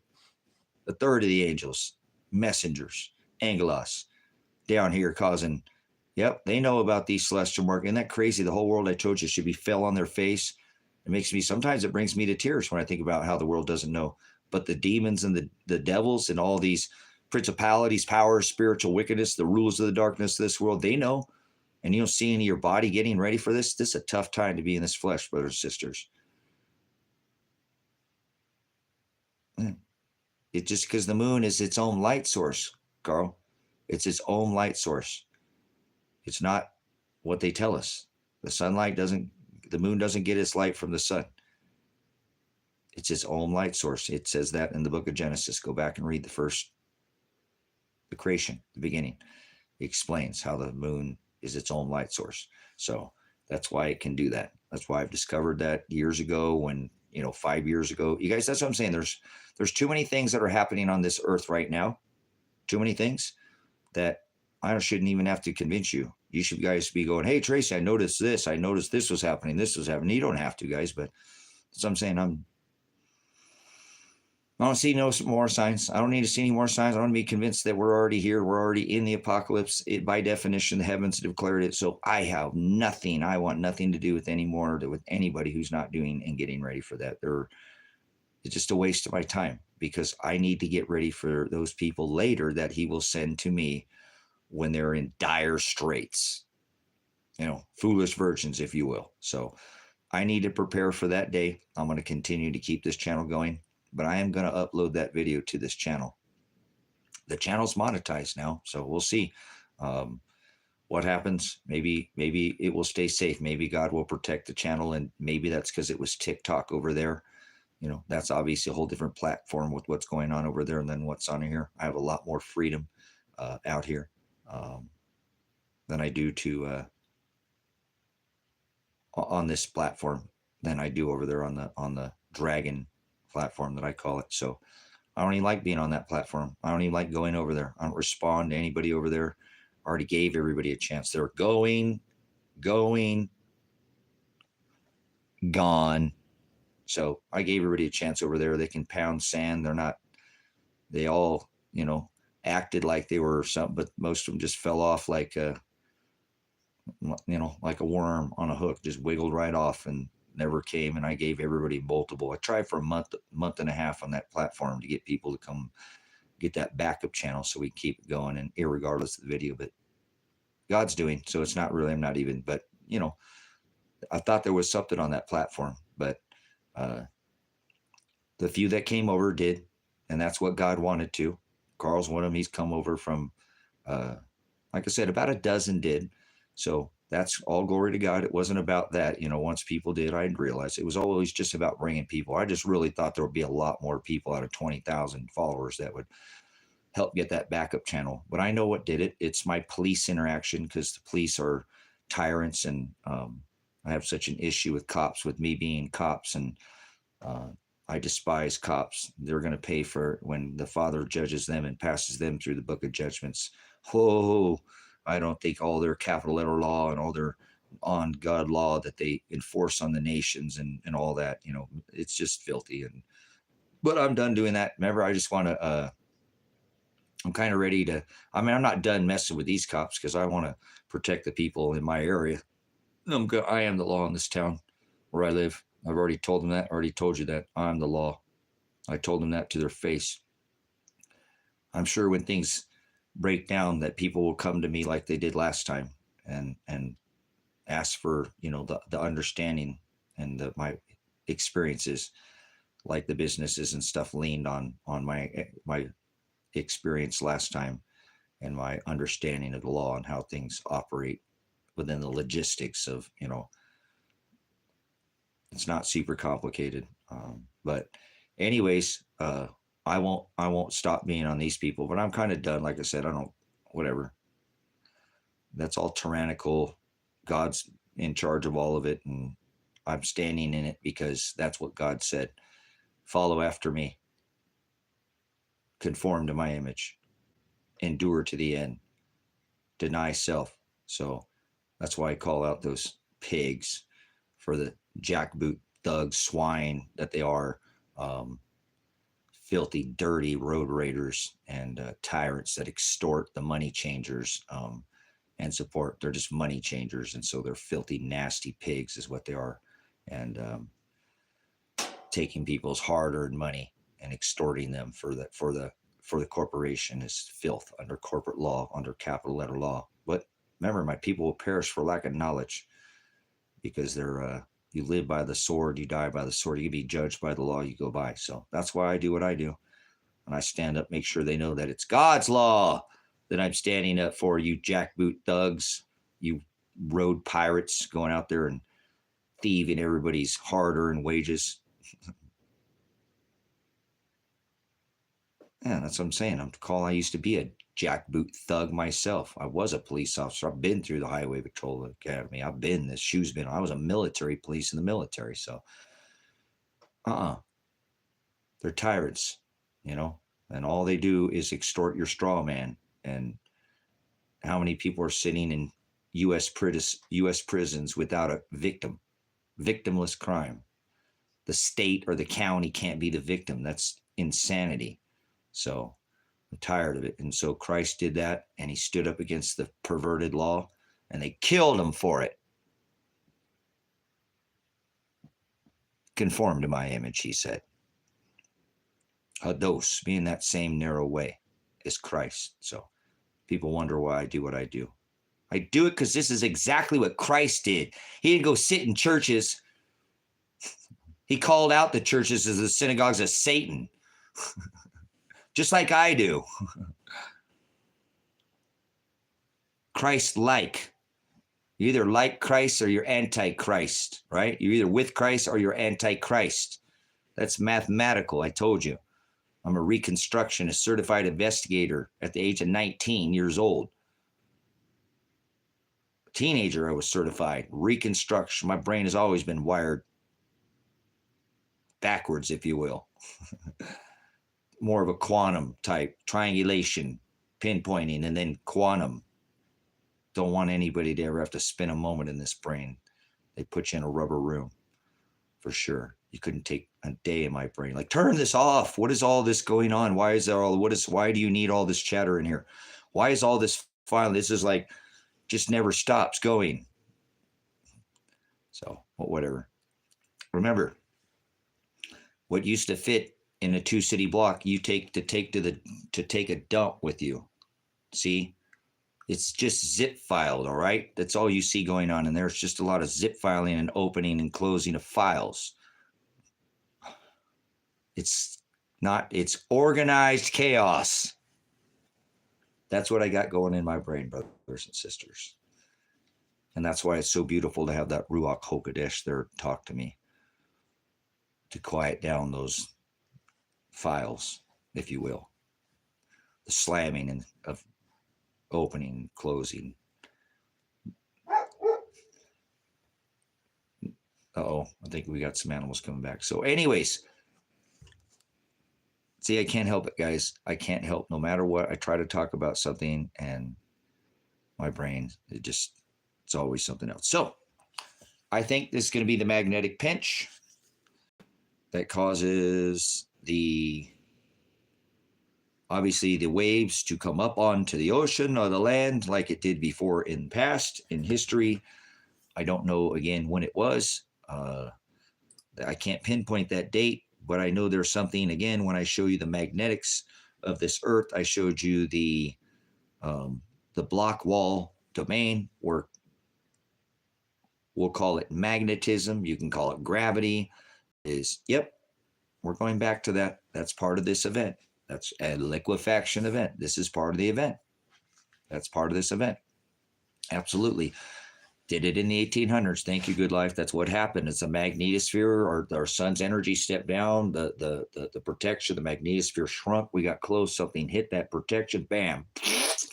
Pushed out like a toothpaste tube. If you opened up a toothpaste tube and you squeezed it out and then pushed it out right onto the land, mud volcanoes shooting up. So I believe, again, as I'm showing you, 10/24/24 is the date. I believe that this Earth will get rocked before then. Guys, again, we already had 5 low-latitude aurora events. 5 low-latitude aurora events. But this will be what, yes, mud. There you go. From the inner Earth. There you go, kinetic. Mud volcanoes. Just like it says, whatever, I'm done. I might start talking out of the book of Enoch. I might start talking out of Jasher. I might start making mentions, guys. I don't normally teach this, but I don't have any more time for this. There's only so much time we have before this event happens, okay? If we don't have this water event that I'm telling you about, that I believe from be the shaking of the earth, like it says, remember, you can't corkscrew and spin me through time and space. I don't believe in that model. So you're not going to corkscrew and spin me. The earth cannot be moved from its foundation. But it says that the heaven and earth will be shaken. And I believe in that scripture when it says the nations will be perplexity of the seas and the waves will be roaring. Sure, we've had tidal shifts and king tides. Interesting name they picked for that, huh? They just had that sneaker wave go over the Marshall Islands. San Diego's been... This is just starting to this will be an event that I believe they will announce that there's some kind of tidal shift on this earth that's starting to happen.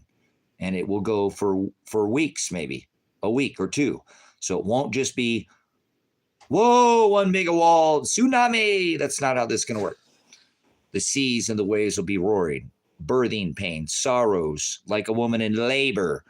It will intensify, just like the word says it's going to happen. So that's the overlay map of the United States. That's why I believe, in my opinion, they're moving all those migrants over there to the East Coast. They're going to use them as a wall or something. I believe it'll wash in to the Carolinas. Florida will be underwater, all of it. All of this will be underwater in the Maine, New York. We see them putting on the images with the wall of water coming in New York. You know, they put it's on the money. If you know how to fold the money, you can see that event is in the money.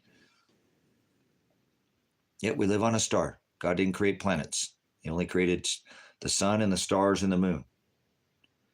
We don't live on planets. Planets are man-made like gravity. So anyways, electrogravitics, anti-gravitics, anyway, so I believe it'll wash up again onto the land, as you see, up to the Carolinas. It probably won't make it all the way past, North Carolina, South Carolina, maybe over there into Georgia or whatever. On the second wave, I think it'll make it into and not tsunami, a wall of the ocean coming in, a whole wall of the ocean coming in. It will be past the New Madrid. But I think they're going to use all these migrants, guys. I think they're going to use the migrants to stop this somehow from people moving over to the East Coast. I just, again, there's no way that, and this is not the, this isn't the video I'm showing here that I will be loading up to the, I don't know, whatever, watch for a minute. Let's give this a quick watch. You guys are here. There's enough of you in here. It's the body.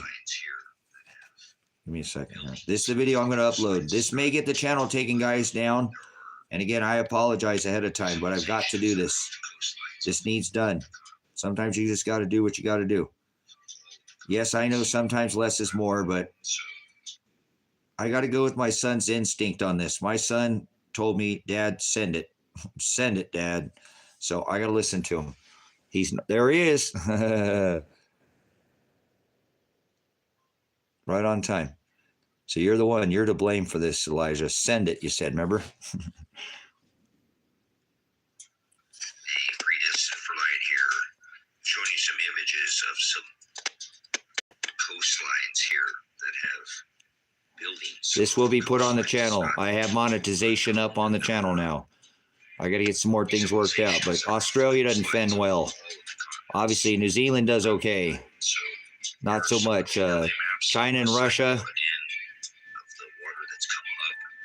I don't know. Are they solid silver? I don't know. I buy jewelry over napkin rings. covering Not saying that they're not. cities now off the coastline. Here I'm showing you America. This isn't a good shot of this, guys. Coast I sure hope that shows up a little better on, well, we'll see. I'll put it on the video. It's close enough.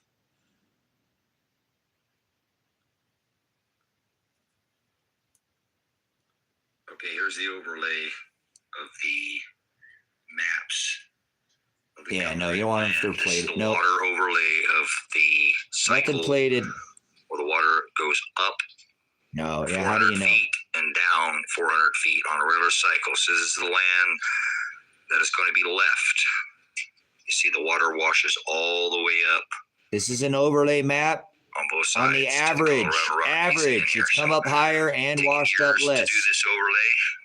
Once So, you see what the government this is why I'm knows. done with the world, guys. I'm So done. this land We've that entered they this bought up, extinction event. The that government red knows this. government land. They told you to stand on the X, What do wear they your know? face diaper. It's not. Plating isn't really worth Yeah. anything, Elijah, because you take it off and the Almost melt, and it's perfect just not worth match. it right Look at now. California. Look Sure at it these will. When lines. silver Look at goes this up, they'll be line. worth something. Kind of like nickels, like I Tell me told they you. don't know this.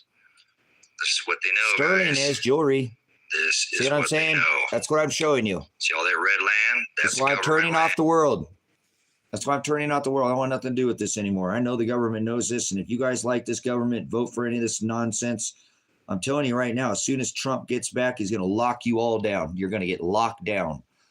He said he would bring the National Guard to your door to deliver you the roll up your sleever, to give you that mRNA, gene therapy, Pokemon, whatever you want to call it.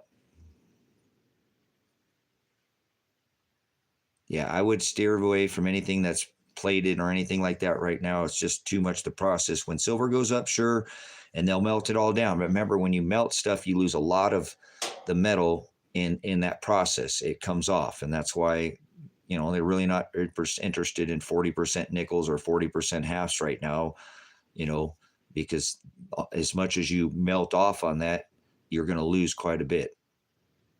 Later, it'll be fine. When silver's $1,000 an ounce, $2,000 an ounce, sure, people, that'd be worth the extra, but stick to your 925, either like necklaces or plates, but I would stay away from anything that's plated.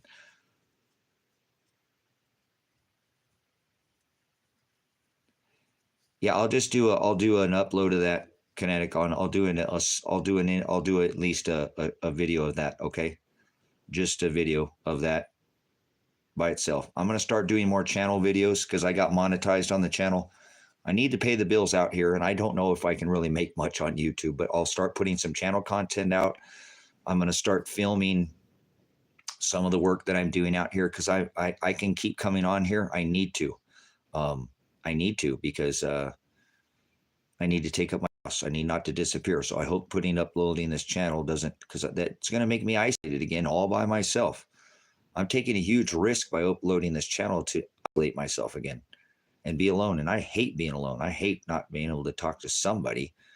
It gets lonely. I go months out here without, having contact with anybody. I don't force myself to go into town. So it's not like there's not people around here. I just don't.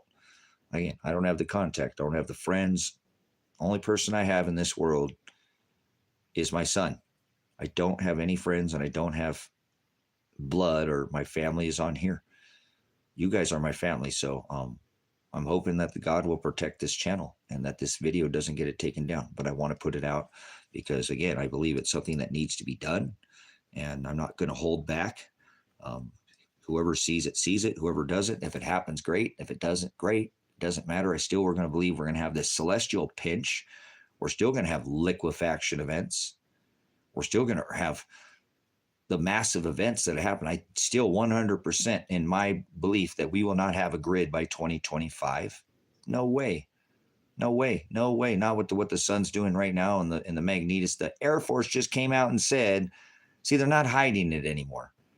No, that's just another channel that I have. That's just it's just another channel that I don't put any more work on that. All the work's over here. So my point is I think if people were serious, and there's nobody else really putting this out. So who's going to know about this, guys? Nobody. There's really not very many people putting out this information. So not too many people are going to react to this. Okay. But this is for the body. Anybody that wants to do something about this, I will continue to try to promote this channel because there's nobody here in this valley. I don't have anybody. There's so many people who said they were going to come here who never ended up showing here. So I'm done trying to do that. But I can potentially, I believe, bring people. Somebody's going to get this message. Somebody's going to hear it from the body, and Christ is going to bring them out here. 2, 3, 4, 5 families. I don't know who it is. I don't care. I'm ready for whoever God sends here. You know what I'm saying? I'm ready for God, and I'm done trying to worry that anybody's going to come here at all. Actually, I don't want anybody who doesn't want to, like, hey, you know what? I've seen your overlay map, and can we set something up until after maybe April? I noticed I watched some of your old things, and actually after that 10-24-24 event, we swing out in front of the sun. That's going to be crazy. How are we going to make it through that? We have no magnetic protection. We just get pinched in before those gas giants. We squeeze out in front of that, and then we swing out in front of the sun. All the remaining gas giants and all the other stars are sitting behind the sun. We're done. We're done. Weather. That's it. Remember, not zombies, not the government. Weather is going to take the grid down, and people are going to be out of control. And that's going to be, we are already on the rider on the white horse is already here. The heavens have already declared that. I don't care what the world thinks. I've posted it online. I've put images of Sagittarius where Jupiter's pointing, where you're supposed to follow Jupiter. And it's already declared that we're in that white horse era. That started back in 2020, guys. That's already the next one we are going to see is the rider on the red horse, and that's when men will start killing themselves. You want to wait to do something about it when people are out there killing themselves all over this world? It's not going to just be here in America.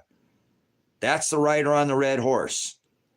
I hope to be tucked away from society at that point and not participating. Meek, not weak. Already prepared. Extra oil. Ready for that day. And hopefully there'll be people here. If not, I'm running to the woods. I don't care. And again, honestly, whatever. I'm staying here. I'm not leaving. I'm not going to leave the country. I can't. I have to stay where I'm at. I keep telling myself I could leave, but I'm not. I'm not good. I'm going to stay here until after 5/25. I'm going to ride out this event, and I'm going to flourish, and people are going to come here, and we're going to create a safe society away from people. And this will be one of those few breakaway societies where people aren't doing massive death and killing everybody. This society will grow. This community will grow because we'll bring people in, not kill them in front of our, and have to drag dead bodies around and bury and burn. No, I plan on feeding people, bringing people in and building a community. I have a totally different outlook on the way that I don't know anybody because I've done preparedness for 30 years. I already went through the whole zombies and government, and I've played all that out. I've done the what if. Now I don't care about now. Now all I care about is the sun whacking us. And yes, us having a global liquefaction, a planetary liquefaction event. Yeah, I know they're already coming out. So, but anyways, I would want people to be real and say, hey, Tracy, I'd be interested in coming out there until after this event. If my home gets washed away, then man, what a blessing it'd be to be over there at Silver Rock Ranch out there in the high desert and away from this and away from people. And if not, then go back to your house after this event or something, your family, whatever. God's going to provide. Now I'm done trying. I'm looking for wise virgins, not foolish virgins. And wise virgins will already be putting extra oil up. They'll already be doing something about this. God will already preparing their hearts, preparing their vessels, preparing their arks. They'll be making sure their temple is, their body's a temple and wanting to do something. They'll have the same drive. They don't need to be exactly like me, and I'm a weirdo and have my ways, but the basic organic. They want to go back to get their time back. They don't want the world anymore. They want time. They don't want money. They want time. They'll be chasing time. Hey, I want to get my time back. All I do is work. All I do is chase dollars. All I do is get taxed. I don't want that. I'm willing to just let all that go and go back to a wholesome organic lifestyle. Small space, small bar, whatever. Build a big place. Don't matter. There's plenty of room. Start small and grow. I'd rather live on a big chunk of land on a little tiny cabin than a big old house and a little tiny piece of land where I'm doing my business with the neighbor, or my wife and the neighbor calls the cops on me because she's screaming the opposite again. Yes, no, whatever, and they can't figure out. They call the cops, and I'm waving something around in there, and next thing you know, I'm getting swatted. You can have that, you know, fart and your neighbors can smell it. That's way too close to live to somebody. I don't want none of that. So I don't live so far from society that I'm not still 12 miles from a town and 100 miles from a Walmart, but I'm still trying to get out of here and go get a place in the woods, an acre or two, and dig a hole and take half of the stuff that's here and drag it over there. So I don't have all my eggs in one basket. And I'm going to need a community to do that. I'll do it by myself. Either way, I'm showing myself and that I can do this on my own, but it is what it is. So that's where I'm at. So I'm going to use this last day here. That's why I'm going to do this live stream today and kind of convey to you what I'm hoping to do here over these next couple months, because the sun's shining and it's 57 degrees today or something. And yeah, I've been doing anything though. I've been putting all my work in here. Yes, he did. Yes, he did, Vicky. That's what I'm saying. I wish people would come, but I can't make anybody come out here. See what I'm saying? It's in God's word. They will flee to the mountains. She will be given the wings of an angel, and she will flee to the wilderness, right? Where she will be safe. God will put his bride. The woman is his bride, not some woman. That's his bride. The wilderness is a parable. Well, Kinetic, there's some woods right behind me. There's the marsh, and there's BLM, and there's Silver Lake right behind me. I'm right off the wood line. And if I have to go find my own hole, because this is kind of a porous valley, I will. I'll go find a hole and bury it. But I'd really hope that I can find a couple people, because I've considered selling this 20-acre parcel next to me to fund the land over here in the woods. I don't need 40 acres. I could still build the same community that I'm trying to build with 20. I still have another 20 up the road and another 5 up the road. I'm not short land. I have way more land than I know what to do with. I only ever wanted 5 in the woods somewhere, which I thought would be, just keep people, give me a little bit of a border. I don't even need an acre in the woods now, because I want to find an acre in the woods with no neighbors. And that's going to be like where I'm trying to find. What I'm going to find is going to be very bare,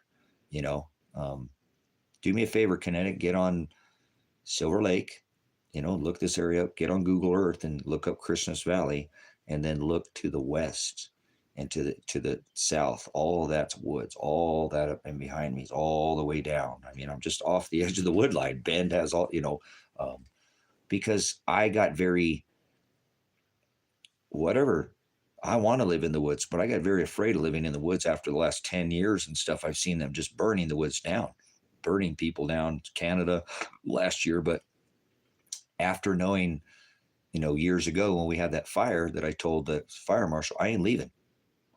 I'm not leaving my stuff. Let somebody come pick through my stuff. If we evacuate, I'm not leaving. I have this fire shelter, and I'm not going to let anybody tell me to leave. I don't care if you declare an emergency, you come down my driveway, I have my rights. I don't care what your emergency is. You're going to meet your fate if you come down my driveway. Don't send anybody. And he knows that. And so he's like, Trace, that's not a problem. I know what you've been building out there. I know, I know the fire marshal. He's a good guy. And remember, I don't despise the police, but the fire marshal, he's a good guy. But he said, yeah. So once I got that in my head, I could live in the woods now. All I need is 10 feet of dirt over the top of my head, and I'll let the woods burn right over me if that day ever comes. God forbid. I hope not. There would go my beautiful view and living in the woods. But no, I think that's where I'm going to end up. Again, that's why I'd like to get 3 or 4 or 5 people here, 6, 8, a couple families, and have both half an hour from here, something within, drive time, and still participate in both, and don't stop until that day and hope that we're either there on that day or we get close enough, probably be fine out here to get to that location during that time, it's not going to be an issue because I'm not anywhere near the city. So I'm going to go from this country edge of this country town that's off the high desert, which has a lot of slope and plain, to right up in the woods. And as close as I can get to here, to be honest with you. That's what I'm looking for. So I've considered selling the 20 acres that I've been able to pay off that I own. And I'm sure it would sell quick. I don't think it would take long to sell. Honestly, people were trying to buy it for me before I ever paid it off. There was a lot of traffic out here, and I didn't know what was going on during the COVID. That's when I bought it. And I had to buy it all with one lump sum. I was trying to get this land paid off, because I have the shelter on it and whatnot. But whatever, you got to do what you got to do. So when it came for sale, I'm like, oh, I don't want any neighbors because I could get anybody out here. The way I do things is not the way most people do it in this county. So I didn't need somebody up my rear, but if I could find the right person, I would consider selling it to fund, the land in the woods. But I think the Lord's going to provide with silver, I think I'll be able to trade some land up there for some silver. I really do. I feel pretty comfortable that I think Donald Trump's going to bring back silver and gold. I think that's going to be his shining moment. But whatever. I don't care about any of that. I don't want any of that time. I'll just be trading it. You know what I'm saying? I'll just be trading it at that point. I won't want it. I would never trade you for $1 million. I wouldn't take $1 million for even 1 ounce of this silver at that point in time. You know what I'm saying? Cool. I have them. My son and I were just talking about that the other day, Kinetic. He's like, Dad, do you realize how many states we have 5-gallon buckets buried in? We were going over that when we were talking the other day. Yep. They're all gonna, and the Dragon's been buying up stuff too. So it's not just Gates that have been buying it up. They won't buy this land though. So yeah, he's like, Dad, how are we going to remember where all those were at? We got one in Idaho, one over here. He was going all over. He's like, I said, son, when you get in that area in that day, and it's been a lot of years since we buried those caches, because I have caches buried. And he's like, we started going through all this stuff. He's like, oh, wow, I can't believe all the stuff. We put everything in there, There's a little bit of everything in those buckets. You'd be surprised what you can smash into a 5-gallon bucket. And he was talking, do you think they got covered in water? I'm like, no, we didn't bury them that far down in the ground. We buried them. Somebody might stumble into them, someday but not where I put them. I don't think so. But I told him, I said, when you get in that day, because I buried them in places that we were around and lived or in those areas. And when we went there, I made sure that we kind of had a look around, son, this is where we're at. And it's been years, because he remembered that we'd buried them in multiple locations in multiple states, right? We don't just have them. And that way, if I have to leave this property and go to another state, I know I have a lighter and medicine and clothing and extra socks and shoe, things, all that stuff's in that bucket. It's not a bunch, but it's a start, a knife, a silverware, all the basic things that people, did a lot of study, been doing preparedness for 30 years. So some of those buckets have been buried a long time ago, guys. But I told him, I said, look it, man, you'll remember in that day if you get in that spot, you'll walk right to that bucket. Trust me, God will show you where it's at. He'll show you. That's why we buried him there, son. We buried him there, so you'll be back in that area and you'll remember, and it'll just boom. You'll just like hone in on it like a target. And he's like, so I've even forgot where some of them are at, guys. But I know if I was back in those areas, I know exactly, like to the T. But I know once I was back in that area, oh, okay, yes. Remember, my mindset was I'd have to go back into that mindset. There we go. You got it. It's ingrained it's ingrained. You got it. That's what I'm saying. It's subconsciously. So I told him, I said, don't worry about it, son. Don't worry about where they're at. Don't sit there and try to think about that and rack your brain. We put them there for a reason, and they're there. And if we need to, and you have to leave or something, you'll know, right? It's like, what if somebody found them? That'd be so cool, and my son's so awesome. He's an amazing dude. He's like, what if somebody really needed those, Dad, and somebody found it, and now they're, they had all that stuff, and I'm like, that'd be awesome, wouldn't it? That we weren't supposed to find it. We cached it and somebody else found it. And now they stumbled into because God wanted, that would be awesome. So he's an awesome dude. He says a lot of things. Like, he's a very giving young man. I love my son. He's a good, like I said, that's why I call him my brother, mother, son. He's got a very giving heart. He's always been like that. Loved to give up his toys to other kids and share. And he wasn't stingy. He wasn't that kind of kid. And I never had to tell him to do anything. He just did it. It was his nature to give. He liked to, I've always told him, I said, would, if he'd give you the shirt off his back, he would. He's not the kind of guy. He's not selfish. He does his thing. He got his thing going, but he doesn't mind helping others. So I thought that was so cool. We were talking about that cash book. He's like, that'd be cool if somebody else found that, Dad, if they needed that, and that, we didn't find it, and someday, or somebody already found one, and they lived off whatever that stuff was there that got them up off their feet. I'm like, what a cool dude he is, man.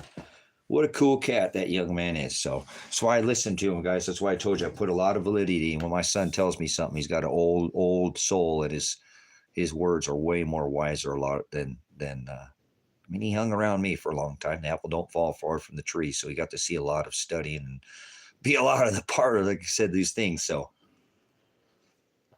but again, what I'm trying to do personally is just get myself a little bit further away from where I'm at, because I don't want to leave this valley. I do think that, again, with this map that I'm showing you, this is one of the safest places in the United States to be. I'm over up there. If you know where I'm at, you can see where I'm at over there. So I think I'm well away from anywhere near the coastlines for this getting to me. I'm at 4,500 feet, and over in those woods where I'm talking about, where I want to go, there's a mountain I could be to in 25, 30 minutes, maybe a little bit longer. That's at 8,000 plus feet. The top of Table Rock right behind me in backyard, 6,500 feet or something. So I can go from 45 to over 6 in a short drive right down, down the road here, and be at over 6,000 feet. So it's not going to make it in. This isn't a flood the whole earth event. This isn't that type of event.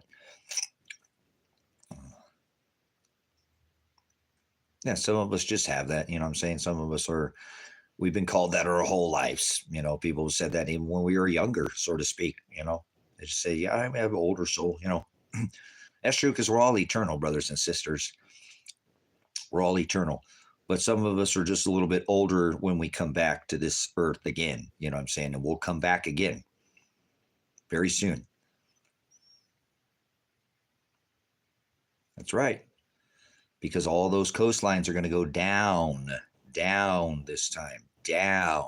Yes, they're going to rise up. People, the earth's going to flood and all that. Remember global warming and the water's going to come up. Yeah, the water's going to come up.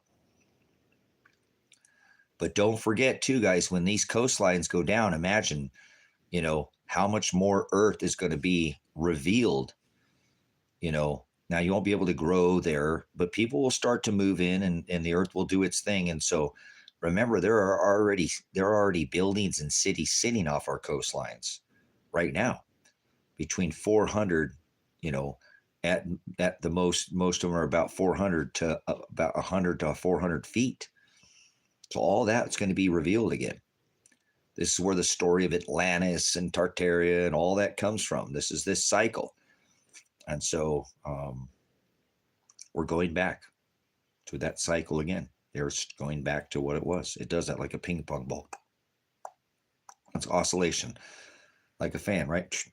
Back and forth, back and forth. Earth's very cyclical. So,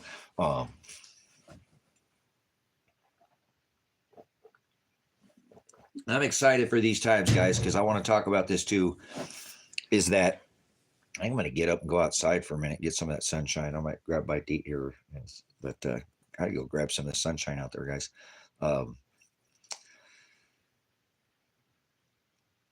We're going back into a cold. 98% of the time this earth is frozen. I've already showed you that on maps.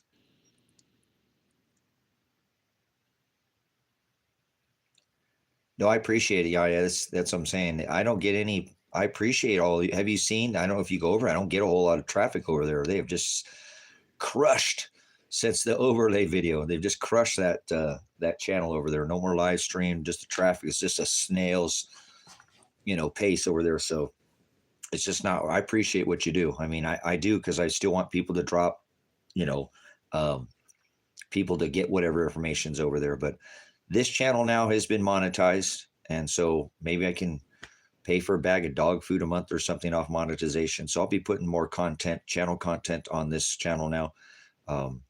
But I don't have a ton of time. I can't have a ton of time. I need to get back to getting this storm shelter prepared. So actually, that's what we're going to do, guys. That's what we're going to do. Let me heat up this food, warm this food up real quick. I already ate half of it. And I'm going to get up and we'll go back and take a look at that shelter. And I'll show you what it is that I've taken a massive amount of time to do, and think you should be doing as well, to protect yourself. I've given you a lot of other things. Water, obviously. But the sun is what I've been preparing for. I'm preparing for hailstones. I think soon we're going to have massive hailstones. Come spring, we're going to really have a massive increase. Gorilla hail is hail larger than the size of generally a cantaloupe, and that's becoming a very regular thing. That used to happen just once every year, once every couple of years, and now it's happening so often they've come up with a name that they call it gale, and that's multiple events of gorilla hail. Gale. This is insane. It's really starting to get intensifying very quickly. I pay attention to the cycle. So these are things, again, I put out videos on Silver's Like Gold. Kinetic said there's a channel on there, a video about hail, on this platform. I've done older ones. I've had some of my channels already taken down. I have older channels that I've talked about this again. So we have Honga Tonga that went off in we have 146 gigarams of our ocean sitting up there. We're going to get hail. We're going to get hail. And we're going to get hail a lot larger than cantaloupe size. We had basketball size hail in the 1800s that flattened wooden cities. So that's what I'm preparing for. Hail and the sun causing you not to be able to go outside because it's going to burn you. Maybe even it'll shoot out rays like microwave rays that we haven't, because our magnetosphere is the protection. The magnetic canopy has been melting off, scrubbing off over the last 3 solar cycles. So this is already happening. Again, we're 4 years into this extinction event. I don't know. I don't know why people do anything other than get ready right now. I would give up everything right now. Go try to move out of the country, get away from the city, and get away from all this nonsense. I don't know why people are to participate in anything right now other than getting prepared and trying to form a good community of people and grow good organic food and get their costs down to nothing, where all they got is a bunch of time until things break down, and just sit there and be patient and hang out and fellowship with the people that are in the narrow way and have a good life, not panic. Still watch, keep your internet on, watch from afar though. Don't sit there and, be fighting people for toilet paper because you didn't get there soon enough. That's a Noah type thing. Can you imagine the scratch marks on the other side of that door of Noah, people trying to get in that ark, open up. Yeah, I bet, huh? Had all that time to get in there and help Noah build that ark. So I'm hoping, again, he'll send me wise virgins, to finish this arc that I have here, but I'm going to finish it myself either way. I've got it this far, 4 years of digging by hand, plus not listening to the world got me to where I'm at now. And I'm further into it than that, because I've got the whole outer one side, the wall built off the other side, the escape off the other side. There's a lot of work that's been done into it, already, plus all the other million things that I've done out here. And all the times I live stream and do all the other pickup material. I don't know even how I do what I do out here. All glory to the Father, all glory to the Son. So that's what I'm wanting to do now.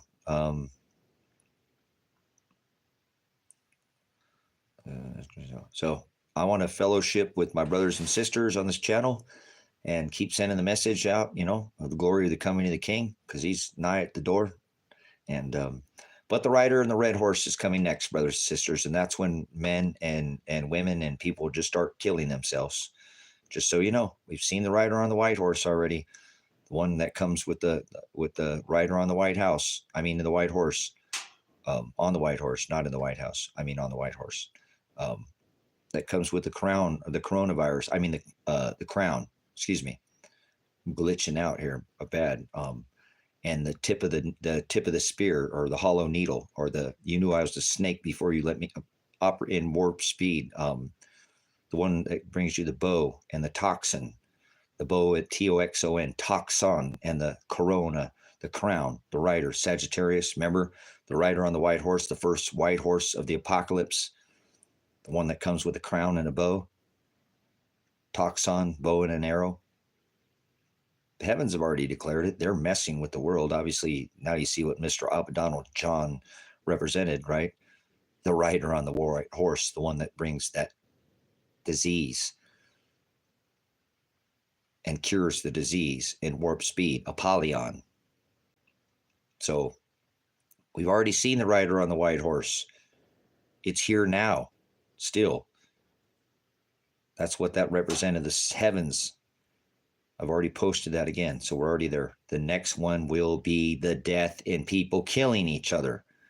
The rider on the red horse. And the black is judgment, but well, let's not get ahead of ourselves. I love future tense, but let's get to where, are you ready for the rider on the red horse? Where people just start killing each other, because that's what's coming next, if you believe in the word. Not like a thought in your head. If you have faith, if you put legs on that, and it shows that you do, a disciple, somebody who's actually commanding, walking, and following in the commandments. So this world is just out of control, guys. I don't know why anybody be doing anything else other than getting ready right now. Why you'd go to a job and pay for something in the city is ludicrous in my eyes. I'm not saying, I'm not condemning you, but God hates cities. God hates cities. God hates cities. He hates capitalism. He hates buildings, Babylon, towers, Mr. Trump's Nimrod Tower. Remember, Nimrod Tower was 58 stories, just like Trump's tower, 58 stories. He hates that stuff. He hates people who try to build up and rise above others. Remember? Oh, you're up there in your ivory towers as all these peasants just look up at you in your ivory towers. That's what they're doing. Same thing. Same thing. Nothing's changed. We're here again, New Mystery Babylon. So all I can tell you is that God, like Noah, spoke to his people to get them prepared, to get them ready. You know what I'm saying? To get them ready. And he spoke to them, who he chose, just like Noah. So I'm 100% certain now that he's speaking to whoever it is, and they'll reap what they sow. They'll have their Noah moment, because I've already had mine in this life, in multiple ways, but we'll reap what we sow. Brothers and sisters, there will be people who make this because we're trying to not stay alive and escape our deaths. He will pick our day of death, but we're going to try. We're going to die trying. And that's why people have always lived through this, guys. So I hope you're one of those that's already doing something. Because if you think about this, a lot of people are about ready to disappear off this earth in the next month, 2, 3 months, 6 months, year, 2, 5 years. Absolutely. It's written in the Word of God. I'm not here inciting any kind of fear. Don't believe me? That's fine. But you're going to succumb to more population you're around. I guarantee the quicker chance you're going to have to be unalive. So I make this, and I've said this before, just because I understand the way that the mechanics sometimes of things work. Right now, nobody's shut TikTok down. It's still up. Is there anybody banging on your door trying to come in and steal your toilet paper from you right now? Do you need to go? Because you got mobs of people outside your door trying to unalive you. It's easier to stay alive than it is right now to die right now, brothers and sisters. I don't care what events happen, this happens, that happens. I don't care what the details are. None of it. I don't care about the details. The day is going to come where that's going to flip, and it's going to happen like a light switch. Just like that. Like the code. Boom, it was there. Yes, it's easier to stay alive than it is to die. You don't have a monkey on your back. You got this devil always tempting you, and all the 30. But one day, that switch, and I don't know if it'll happen overnight. Probably overnight. It probably won't happen during the day. It'll probably happen overnight, because he says he's going to come like a thief in the night, and you'll be taken unaware, because you'll be sleeping when you should be awake. But let me tell you, the time right now is easy. You can go still get toilet paper. I don't know if you guys got that memo, but it's been flashing over my banner all morning. Everything's on sale right now. I don't know if you guys got that banner. They did it because I actually figured out something's going on. I think they got on my live stream and figured out about these 5 Aurora events, right? Everything's on sale around the world. I'm not the only one again, right? Haha, they got this right. Everything's on sale. Every store right now. Breaking news. More important than Twitter, more important Ukraine, more important than Gaza. Everything's on sale at the stores. Did you guys get the memo? Right? Breaking news. Keeps flashing in my thing. There it goes again. Breaking news. Everything's on sale. Yeah, everything's on sale. You can still get toilet paper. You can still get lumber. You can still buy a shelter. You can still go to the Home Depot. You can still eat that disgusting, filthy McDonald's. Everything's on sale right now. You still got red, green, brown, orange, yellow, all the colors, there's no brown rainbow, all the colors of the rainbow. They're going to start disappearing colors, and things will start disappearing soon, brother and sister. I'm certain of that. We've already seen supply chain shortages. So yeah, it's pretty easy right now. Everything's still on sale. People aren't fighting any people for toilet paper right now. Nobody's breaking down your door right now to get your toilet paper, right? This is the time where it's easier to stay alive. But one morning, one night, you're going to wake up. It's going to be easier every day to die than it is to stay alive. Just like it's easy to stay alive right now and you don't have to fight to stay alive, it's going to be easier to die. You're going to have to fight to stay alive. That's the change that's coming, and I hope you're ready. And I don't think I'm that very off. Rider on the red horse. You think what you want. I know what his word says. I don't doubt his word at all. Like, holy shit, this guy's got a UFO out front of his house, honey. Look at this. Let's go buy that property where that guy's got the UFO out there.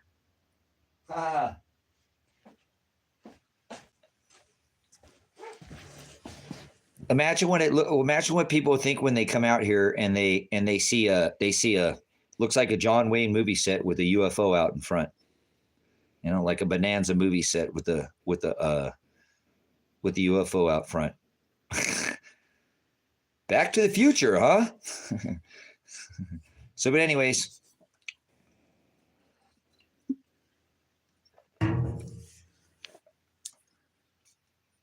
yeah, remember, it's the just-in-time delivery system, so there will be nothing there the second day. I've always said this. Oh, yeah, 3 days. Even when there was stuff in the back of the Walmart, they had a little thing. Oh, let me see if I can go get some in the back for you. Before they set up this, everything sold to the store on credit, 9%. They don't need to buy anything because it goes off the shelf quick enough. It just comes in on the trucks. It gets loaded up overnight. The stockers and bam, and credit. Only 10% is actually owned or whatever. So, yeah.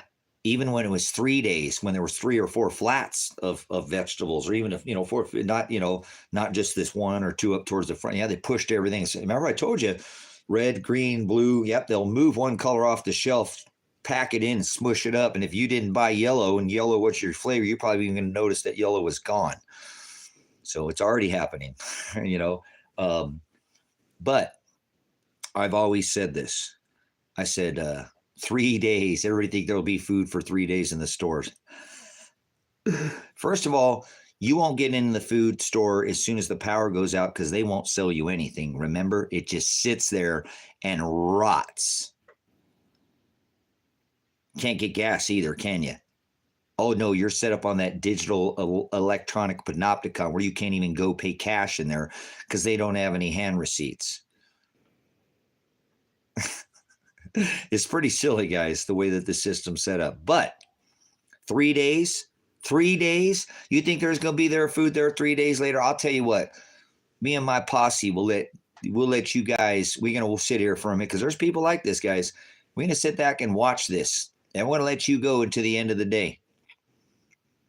There'll still be enough there. It's a store. We'll see, But by the end of the day, me and my posse, me boys are going to come down there. We're going to round up whatever you guys didn't get in the first day. There will be nothing on the second day. There will be no food on the shelves the second day. The only thing that'll be left on the shelves, hallelujah, Father, because if you see it during the hurricane and stuff, is that fake meat, guys. Even during the worst of times, people, it just sits there. One day we did win on that front, guys. It's a small victory, but it has been a victory. Right? Can't get doctors. Thank you very much. That's an excellent point. Can't get prescriptions because it's all digital. Beautiful, beautiful, beautiful. That's the kind of people I want to be around and talk with. People are really using their brains on how this is going to go work. But you guys seen that even during like the hurricanes or everything's off the shelf except for the fake meats. It just sits there. Nobody wants it. Bill Gates. Oh, my bad, guys. I'm sorry. I didn't mean to, but yeah, I remember when the power went out, Fred Meyer in Portland, they threw out all the meat in the dumpster and called the police to come guard the dumpster so nobody could come and take the meat. That's right. We've seen that. Walmart did that too, Ninja, when they dumped out a bunch of their stuff. So you ain't getting nothing. They ain't gonna let you have it. That's right. We are in a top-down type control, guys. So you need to be outgrowing your gardens already. You already should have food stores put up. I hope you have already at least 3 to 5 years of food. 3 to 5 weeks would be great, but 3 to 5 years would be a whole lot better. It's better to have and not need than to need and not have. Failing to prepare is preparing to fail. So if you want to fail, don't do anything about it. Just stand around and be the silent majority. But I know people don't come here on this channel and follow this channel because they're not foolish virgins. They're wise. Good for you, Vicky. Good to get off of it. And your body has been able to hopefully regulate itself. Always look for some of that homeopathic natural remedies. The big farm guys are always just trying to copy what God made better. They think they can make man. There's nothing that man made in my eyes that's better than what God made. Yes, there's alchemy and we can make things out of God's creations, but God in the base element. Good. It's a good time. I'm big on preparedness, guys. Is there anything that you in your life right now? I want you to really think about this, and I don't care what it is. I don't care what it is. Is there anything in your life right now that just makes you happy? Maybe it's food. Maybe it's watching a certain movie, reading a certain book. Maybe you like music. There's a certain kind of music. Anything that you can get your hands on right now, guys, please get that right now. Maybe it's you got kids, they like a certain kind of candy. I don't even care if it's candy.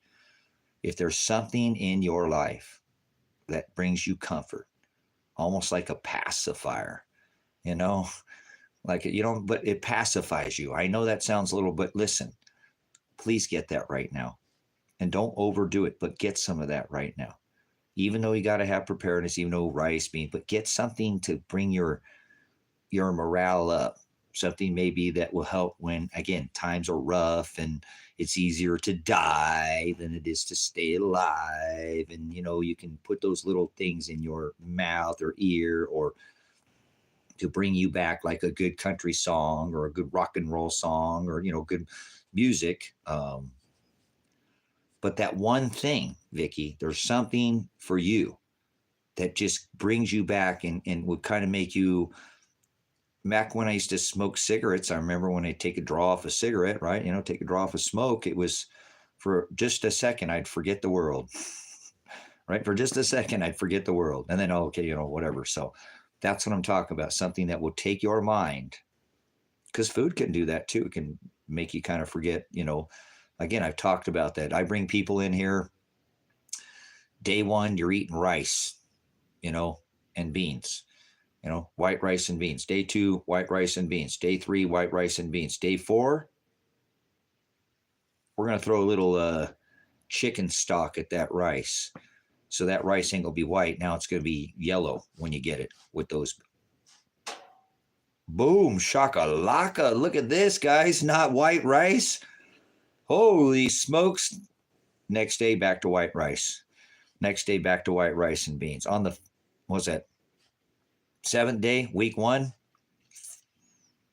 some tomato bouillon. Oh, that's just like Spanish rice, like you get at the taco trucks, or, the Spanish. I'm not talking about the sticky pasty, but the, whoa, yeah, tomato rice. Little things make a big difference, right? Well, back to white rice again the next day. I wonder when we're getting some more of that other red rice or that other. Boom. Day 9. Beef bouillon, beans, and two peanut chocolate M&Ms. Boys, look at this. M&Ms. Holy. The littlest things can make such a difference, guys. That's why in an MRE, in a military food ration, it's always got that little Tabasco bottle, some gum, some Reese piece. I'm not into candy, guys. I'm not trying to tell you to sugar yourself up. Sugar's probably the worst thing you could be eating at that time. But if your levels are high, you're going to burn that off. But did that make sense? Sometimes just the smallest things can make the biggest. 2 M&Ms on your plate. I don't need to put the whole bag of M&Ms on there. Your day 9, you got beef bouillon, brown, you got beans, black beans or whatever, and 2 M&Ms. Oh boy, you're going to work hard that day, aren't you?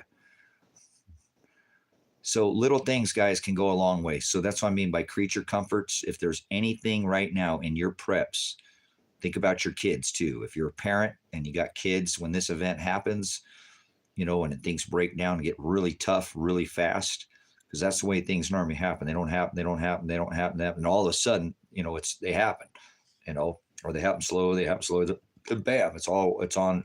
Oh, it'll never happen. It can't happen. Well, it'll never happen. And bam, next thing you know, it's happened. So that's the way things go.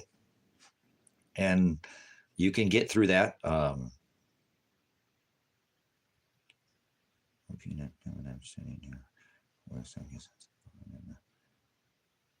But does that make sense what I'm saying, guys, about having something? Maybe it's not M&Ms. Maybe it's, I don't know, you like pretzels or something, you like cheese pretzels or those Gorditos, or I don't know, is that even a thing now or whatever, but just something that you're like, that is my thing. So not only for you, if you've got kiddos, talk to them and ask them what it is that hey, if we couldn't go to the store anymore, don't freak them out, but hey, if we couldn't go to the store anymore,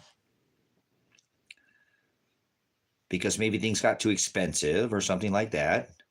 There you go. Everybody's got to have something.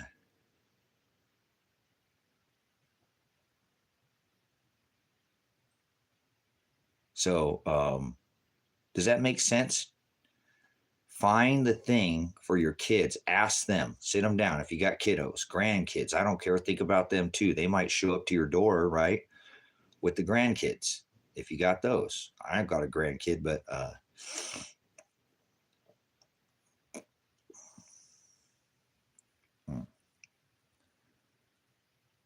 that's what I'm saying. You got it then, Vicky. But find the things for your grandkids or for your kiddos or for yourself. It's pretty important. You remember, guys, too. Wise virgin. Why the captain has turned on the fasten seatbelt.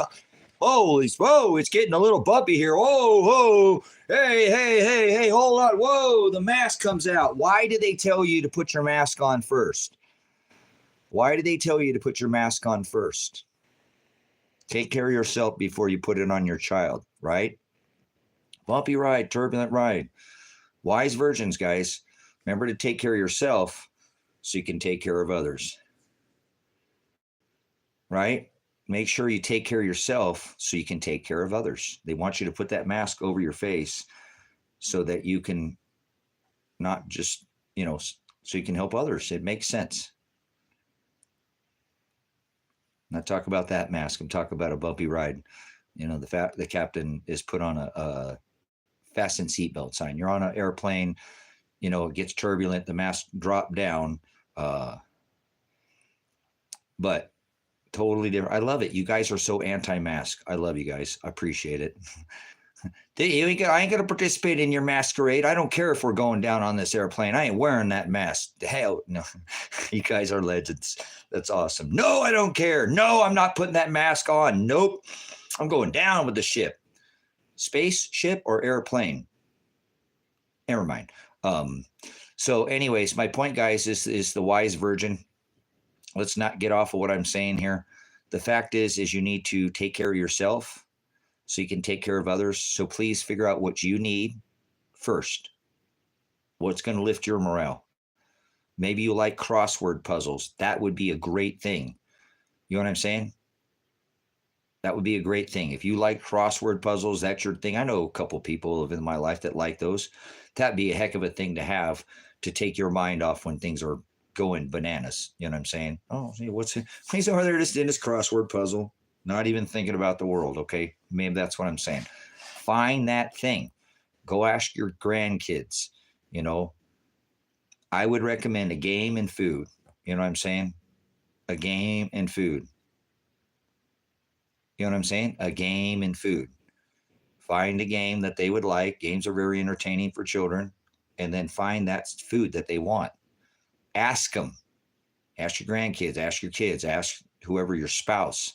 Honey, if the store was to go down today and we couldn't go to the store, prices just doubled overnight. We couldn't afford it. You don't need to make it all doom and gloom, right? Hey, if the prices got really expensive, we just couldn't afford to go to the store anymore. Before things get, you know, I heard things might get really expensive soon. And I want to try to get this stuff now. So we got it. If we go to the store and what would you want? You can only get one thing now. No, we can buy you a lot of it because I'm not trying to buy you. And don't, you know what I'm saying? Do you see what that's?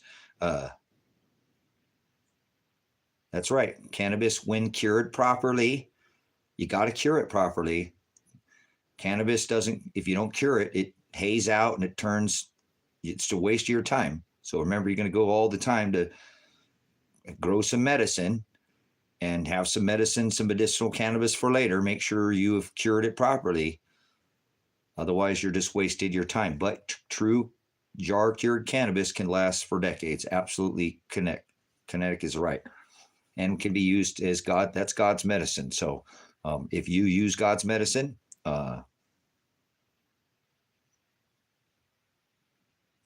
it's how it's cured. It's all how it's cured. It's all in the curing process on how medicinal cannabis will last. Yeah, I like homeopathic. So maybe I don't take drugs. I don't put drugs in my body. I guess I drink caffeine, and both sugar and caffeine are drugs, but and both can kill you. But cannabis has never killed anybody. So yeah, it's all about the curing process. But excellent. Yeah, lighters too. I said that, Ross. I think that's it. I'm low on mine. I think those would be extremely valuable. Bless you. That.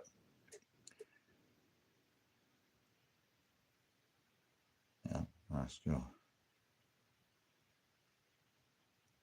Well, it's medicine. You know, it's medicine. Come on, guys. They give this to children that have grand mal seizures. They give this to people in their last moments of life when they're struggling, to give them comfort.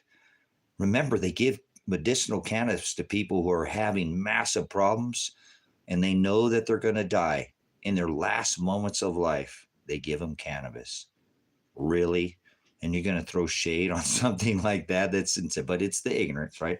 As they go to their medicine cabinet and get their, you know, their medicine cabinet and meth and point their finger at you, you know? So definitely do not cheap. Buy the Bics, guys. Buy the Bic.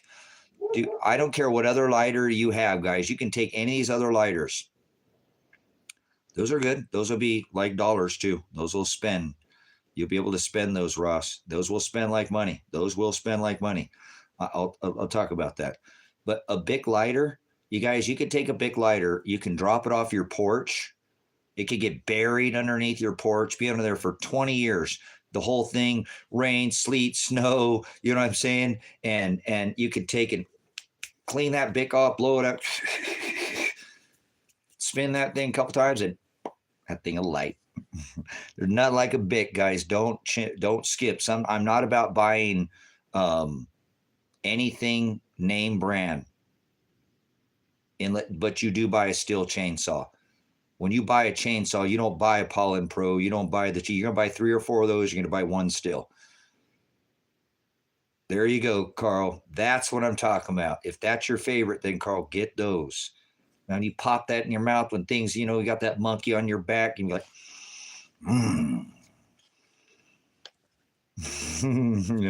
So definitely don't skimp on the Bic lighters, because when I looked at buying Bic lighters, and guys, there's 2 places that I know. I don't know what you're paying for your 50-pack lighters or whatever. I've tried to buy bulk lighters. The cheapest place I have found lighters in the U.S. to even order them by mail is if you're on the West Coast, Bi-Mart. Bi-Mart runs them on sale. They do like that 5 or 7-pack now. They have a 7-pack of lighters. Bi-Mart has hands down the cheapest anywhere. I couldn't even order them anywhere cheaper. I've tried to order them in bulk and, in the flats, and in the 7-pack, Bi-Mart sells them cheaper than any place in the world that I've been able to find lighters. So if you're on the West Coast, Bi-Mart's it's kind of like a locally owned small little Walmart type of store, but locally owned. The other place that that I found them relatively cheap, near the same price, is the Dollar General. Sometimes has them, and they do that 7-pack, and they're just a little over $1. I used to be able to get lighters under $1 from Bi-Mart, under $1 for a Bic, but they've gone up a little bit. But the lighters are extremely valuable, guys. I mean, it's nice to have a flint and a striker, but imagine how valuable a lighter will be. One lighter. Yeah, I imagine. I don't know what they are now. Yeah, I'm sure they've gone up, because I've tried to buy them in bulk, and I've looked at some of those other lighter flats, and you know what? Those are garbage. Some of these they're not worth your time, guys. Don't waste it. Buy the steel saw. Wait the extra time if you have to, and buy the steel saw, and buy the Bic lighters, guys. They'll be worth it. Like I said, trust me, there's not another lighter you could put on the planet. Like I said, imagine that little thin, the square one with that whatever, and you drop that one down in the dirt, and in a month that thing ain't gonna work. Get a little wet. That Bic was sitting down there for 15 years, covered in dirt, dust. It snowed, rained, it's rusty. You blow it off, you get it, you spin that flint a couple times, and that thing will light. Wow.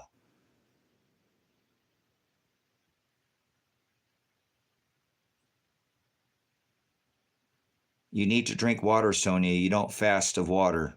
Christ didn't fast of water. When he fasted for 40 days, he didn't fast of water. Do not fast of water, Sonia. Please. You need to continue water every day. Don't go without water. Christ fasted for 40 days. Okay, good. Don't fast with water. You never water fast. Don't do that ever to your body. I'm whatever. Just you. Okay, you're good. I imagine you're thirsty. Yep, your body's under the carpet, nose and ball, car garage. See what I'm saying? You won't get that. There's no other lighter on the planet, guys, that'll do that. There's no other lighter that'll do that. You know what I'm saying? I know, Sonia, but that's your body doing what it needs to do. If you understand fasting and you're fasting, then you know why it's doing what it's doing. Let it do what it needs to do. That's your body's doing what it should be doing on a regular basis that we don't do to ourselves enough. That's why we are the way we are now. Diabetic and all these issues and cancers and all this. Our body takes care of itself when we let it do. So again, guys, what I'm trying to say to you on this one is that get these creature comforts, get these little things, because they'll make such a huge difference in your life. Somebody brought up the bang bang, the pieces of lead. Think about this, guys. Think about this. My family took all my lead and my lead lobbers, right, from me. So I don't have that collection that I had. But people always used to ask me, why are you buying all of those? You don't have that model. I'm like, well, these will be valuable. So let's say I didn't have that model and I had a 30-06, right, or something like that. And I have this, I have my lead lobber, right? I got my lead lobber and I got one of them. I got one piece of lead to put in there. And I'm telling you, I feel pretty confident with one. Imagine just having one. That's extremely valuable. You could protect yourself from, prey. You could, I don't know if you'd want to take that and try to hunt with it at that point, because you need that for protection. It's probably more valuable to keep that for protection, right? So you come across me and remember, I don't have those, but I've got an extra one. Because I always say anytime I find one, I don't care where it's at or how old it is, I just pick it up. You know what I'm saying? And I keep it, even if it's something I have. So if you came across that extra one, now you got a 06, right? You got a 06 and you got two of them now. Because hey, I'll trade you this, right? I'll trade you this one for, some food, oh, you got some, whatever, you got an Abba Zaba stick or something, I might even trade like some treat or something. You never know what you might trade it for, right? Whatever, a fur hat or something. Let's get it off the candy. Stop talking about the candy. Now I got two. Think about how valuable those will be. Just another one. What a game changer that is. Now I'm walking around with two. Does that make sense? Now I got two of them. Just two. That's a game changer. Just to having that second one changes my whole, right? That changes my whole outlook on, now I can actually hunt. I actually might be able to use that. Now I just don't have to hold. See, that's a game. I can miss once. I could actually miss and still have a chance, right? So those things will be very valuable, guys. They'll spend just like money, okay? They'll spend like money. I know they will. Just like alcohol is spent in the past during times broken down, they'll spend. So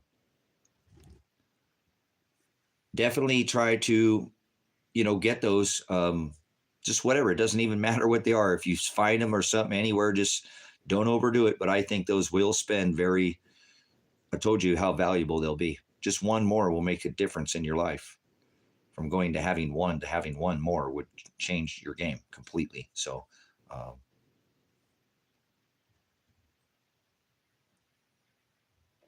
cool. Good stuff. Good chat, guys. We got a good chat going in here. Let me turn this,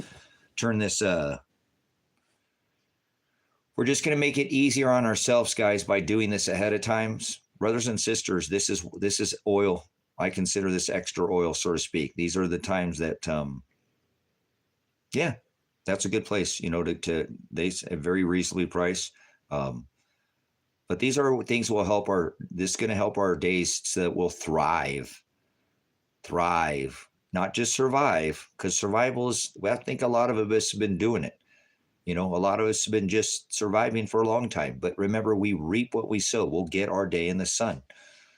Noah was a conspiracy theorist up until the day of the flood, and then he wasn't. So all of us will, so to speak, will have, all these little extra things I told you will help you to have creature comforts. You know what I'm saying? That will help lift your morale. I'm a veteran. I know how to lead people. You need to keep their morale high as you possibly can. You don't want to overdo it. Too much of a good thing is not a good thing, but you need to keep their morale. And it's the little things a lot of the times that help in larger numbers to help keep those lift the spirits common. Things that are very common. Yeah, exactly. You're right though. Good time. This time they're going to put it on us, man. They are not, that was a soft, and it doesn't mean we're like, oh my God, let's freak out. Or no, we're ready. Go ahead. It is what it is. We can only face it head on. We're not going to run from it. A lot of us didn't participate in the COVID.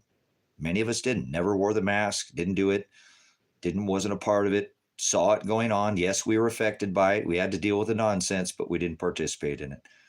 So we won't participate in the next one either, right? I will not comply. I won't go along with this. You're going to change the digital system. We know they're changing the money, guys. The money changers, they're going to do it. It's on the dust. It's on the cusp. Look at all these big banks, central banks buying gold at a record number. 2023, the central banks bought more gold than the history and the inception of the central banks. The big money always moves first. Let's make just a mention of it. If you have extra funds, this might not be a bad time to look into Bitcoin. I'm not a Bitcoin person at all. Never bought it. Don't want to make a dime on Bitcoin, but there are going to people who can make a good little bit of run up on this next run up, and you could go buy a bunch of medical supplies, a bunch of long-term food storage. You might be able to go buy that freeze dryer that you've always wanted from Harvest Right or one of these other companies, So I'm not a pusher of Bitcoin. I won't buy any. I guess I got $50 of it. Somebody gave me a $50. How would I ever do that? I don't know how to work that too, because I don't have a code or any of that. But I guess I have my first Bitcoin, guys. I've never bought Bitcoin, and my son told me to go buy Bitcoin when they were $300 a coin. He tried to get me to buy 10 of them, but somebody donated $50 to my Bitcoin to my Cash App yesterday, and I got $50 worth of Bitcoin. So we'll see. Maybe that'll run up. Maybe that'll be that little, you're buying a bit of a hole. So not pumping Bitcoin at all. But thanks for coming in again. Good to see you. Thanks for coming in yesterday. So, but I think that this run up, because what I'm telling you too, there's way too much big money in the space already. That it's not going to not run up with all these ETFs. You know what I'm saying? There's already too much money in the space before the halving and the cycle with the Fibonacci cycles and the all these different cycles. It's going to go up. It can't not. And a lot of these people are actually buying this big money. I look at what they're doing. They're going to hold it for 4 or 5 years and make 20% on it, guys. So you can't tell me this thing's not going to go up by the cycle. If it didn't, it'd break the cycle, but it's not, so this might be a good time. I'm a silver bug. I'd rather invest in precious metals myself. And even if I don't make a quarter of the money, which people have, they made more money in Bitcoin than they have. This has been sitting, just kind of staying up like gold, doing what it's supposed to do, kind of, sitting at all time. It's cool. That's good. He's my son. Then he'll know. He's the one who told me to buy 10 Bitcoin.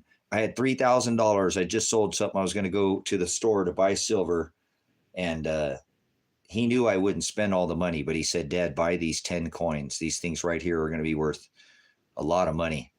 This is the new way that money's coming. This is the new, you always ask me because you want, a different look at things, but half the time you don't ever listen to me. So I'm coming to you now, Dad. Buy these Bitcoin. Don't buy that silver. I know, because he already had silver. We had silver at the time, and he's like, buy those Bitcoin, and they were $300, 10 coins.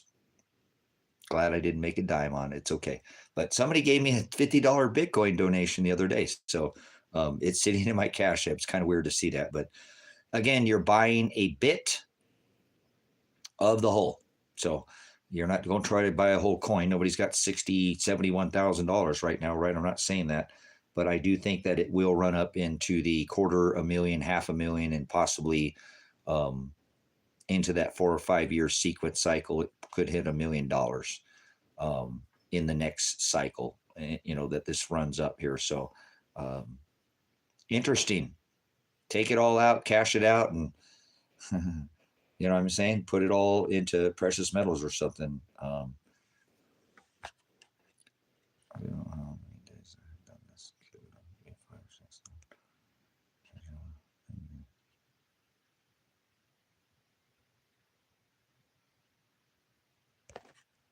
No, it's not a sin to starve yourself. God wants us to fast. Don't listen to the world there, Sonia.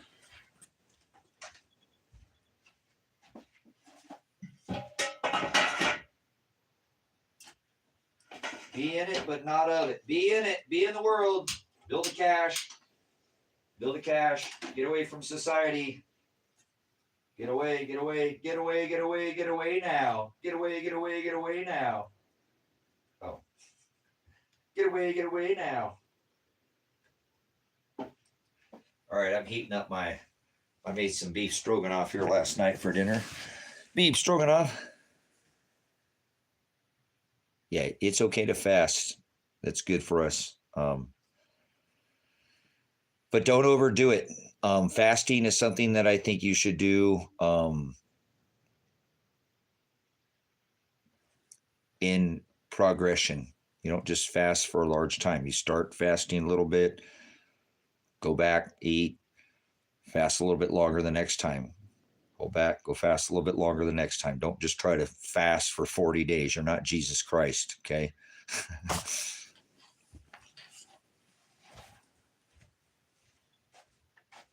But good for you. Bless you, Sonia. That's awesome. It's a very headstrong thing to do. We're not supposed to tell people when we fast, but you can talk about it because I don't think you're trying to, oh, look at me, I'm fasting. Oh, look at me, I'm fasting, you know.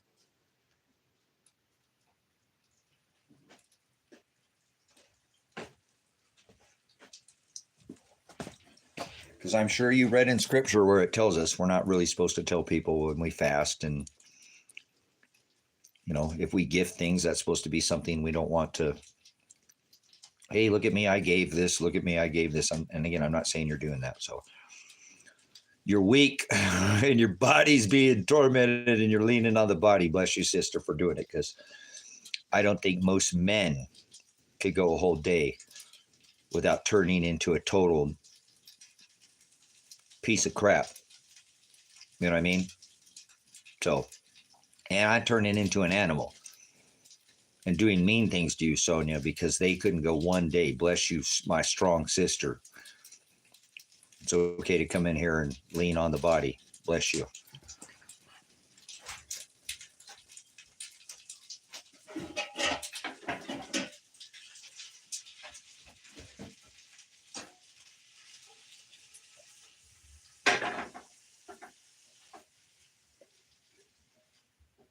Hi, Painter Boy. You want to come inside, Painter Boy? Come in, boy, Painter. Want to boy?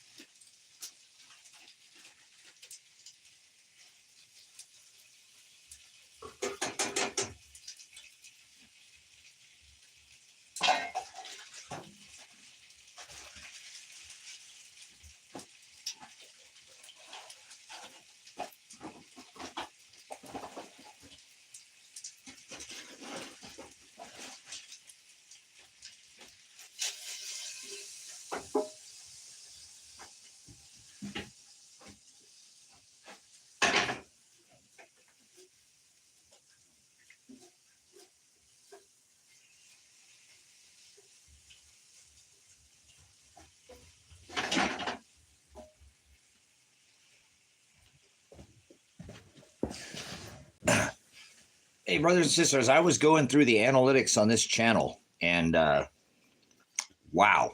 I mean, wow, there is a lot of traffic. I've been looking at some of these other bigger channels that are live when this channel has been going live. And I'm talking channels that have 3, 5, 10, 20 times the amount of viewers that are on this, coming up on 7,000 subscribers on this Predestined for Light channel. And all of us are, there is way more traffic being driven to this channel. You know, I'm looking at the channel. I was looking at a channel that had like 87,000 followers that was live, and during their live,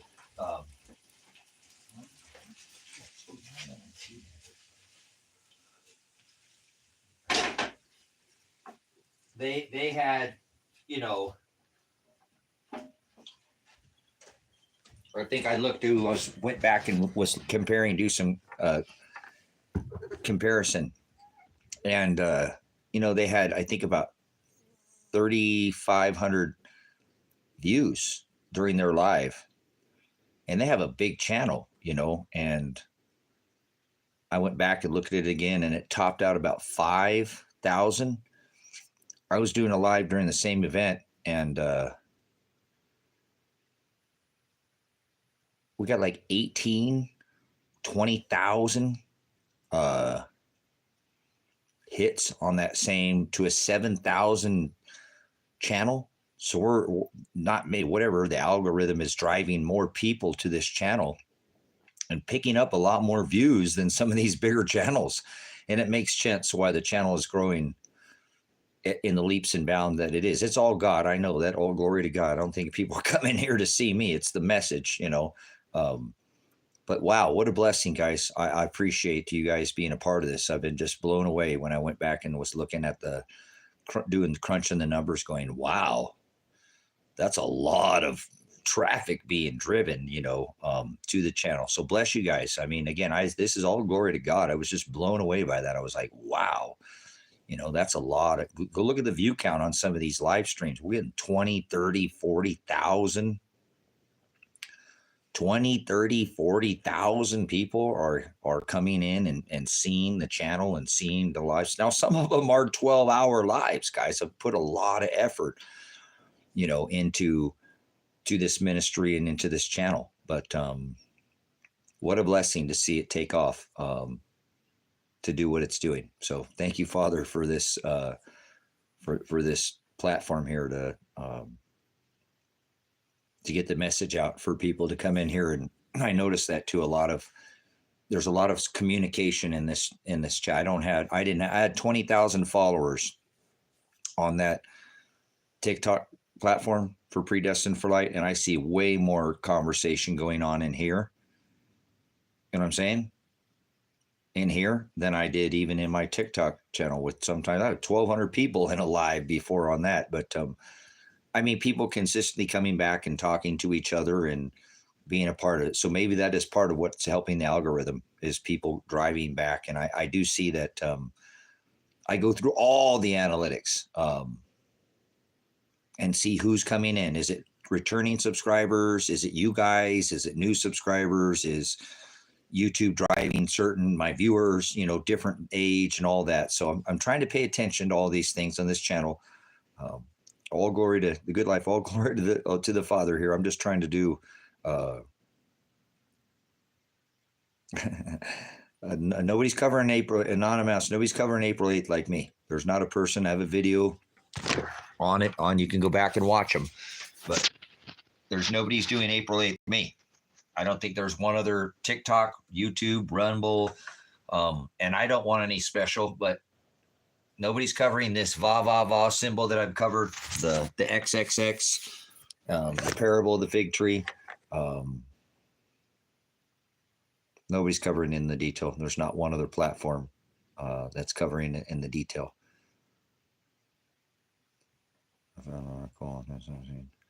Wanted to create a fake eclipse thoughts. Yep, that's what it is. It's a fake eclipse. I'm the only person on the earth that has it right there. There's the red dragon eclipse. I actually have it tattooed on my body.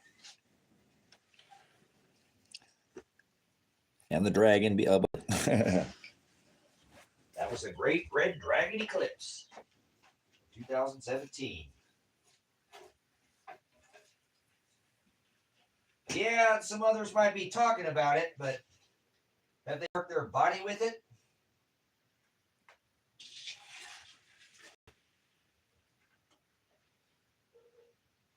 I talk a lot more than just the 2017 eclipse, though, when I do that lesson. So you can find it on the channel under the live streams. If you go back, and I've been putting that cover photo up of like on this stream quite a bit. So you might have to chase back and find out which one it is, but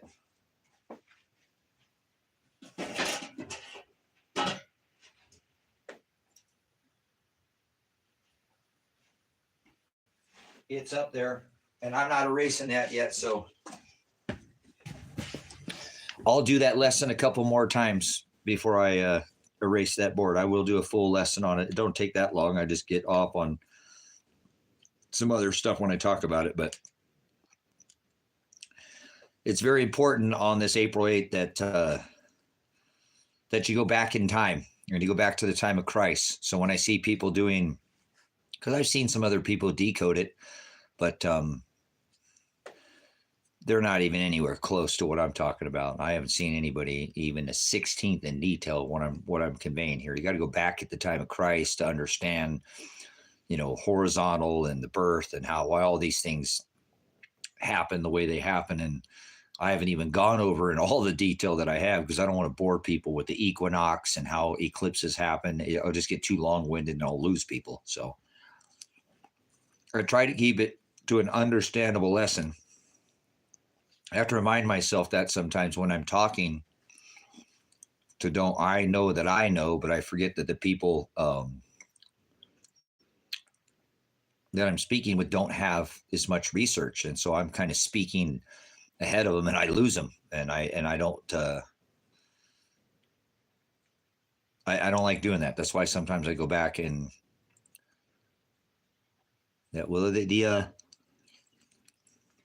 go back and watch my live streams, guys. I've done it last week. This week, I know I did it at least twice this week. Did a full decode on it on the live streams, and I'll do it again. I'll do it again. I'm eating here or something. So I want to get up and get out and go get some of this sunshine.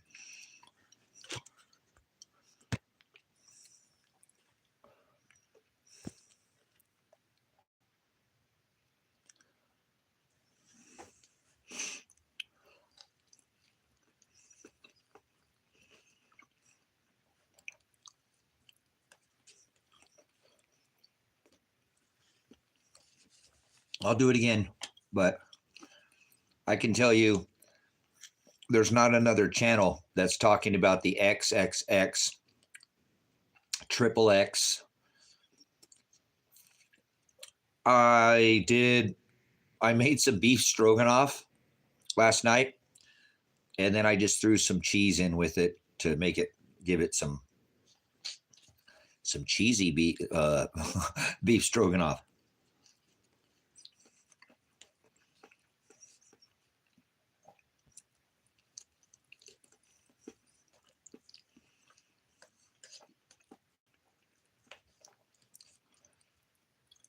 But the April 8th eclipse, I believe, again, is a foreshadowing of the destruction of the United States of America that's already taking place, where it's already happening. It's being done. The last administration came in here and tore this country to shreds financially. Didn't build all that infrastructure they said he was going to build, bring all the industry back, and never built the wall, and it didn't do anything. He actually destroyed this country by spending all the future generations' money.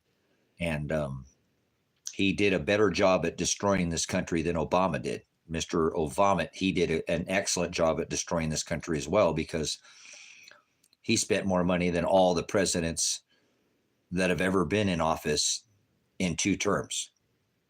Spent $10 trillion and did a great job at destroying this country, better than any other president had ever done before. I used to go around and go, oh my God, Obama's the best president. Like, huh, what? At destroying this country by his spending.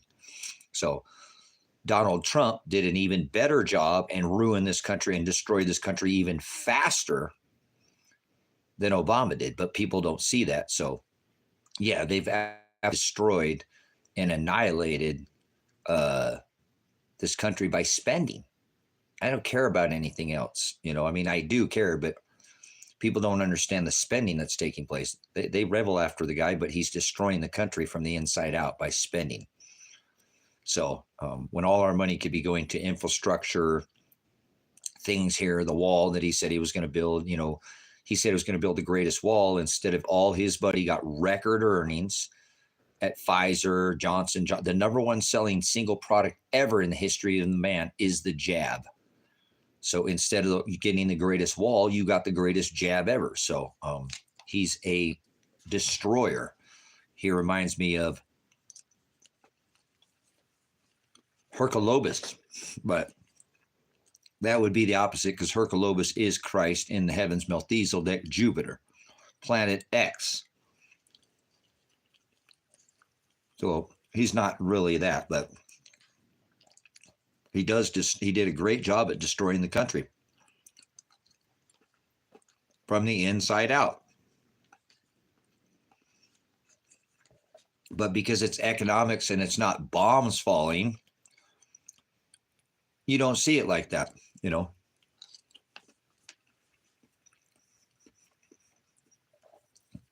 Just like he comes out and he says, I'm going to destroy the dollar. I'm going to rob you of all your purchasing power. Well, if he would have said that, people would have figured out that he's a criminal. Instead, he came out because people are so foolish and don't understand economics that he said, the dollar is too strong compared to all the other dollars in the basket of currencies. So we need to devalue the dollar compared to the other currencies, and convinced everybody to take the dollar value and lower it down, and said, instead of just saying, hey, I'm going to crush all your purchasing power, he played his verbal voodoo with the people, the masses that are asleep, and they loved him. Oh, yay! We're going to rob all your purchasing power by devaluing the dollar. But people are too stupid to figure out that that's the destruction of their purchasing power. And they egged him on and wanted it. But see, people don't understand economics. They don't understand devalue the dollar compared to the other currencies. We need it. The dollar strength is too strong. We need to weaken the dollar. Oh, well, we're going to destroy your purchasing power, but people don't think about it that way. And that's why now that your eggs cost so much and your gas costs so much and is from Mr. Obama. The $10 trillion that he spent. You ain't even gotten to be seeing the hyperinflation from Mr. Trump. He spent $8.8 trillion in 4 years. He spent more money than Obama. Obama spent 10. Trump spent 8.8. Hey, wait, Tracy, that's not more money. Yes, it is. Obama spent, the national debt was $9 trillion when he took office. He more than doubled more than all the presidents ever combined in the history of America. $10 trillion in 8 years. Trump comes in and spends 8.8 and 4. Spent more money than Obama.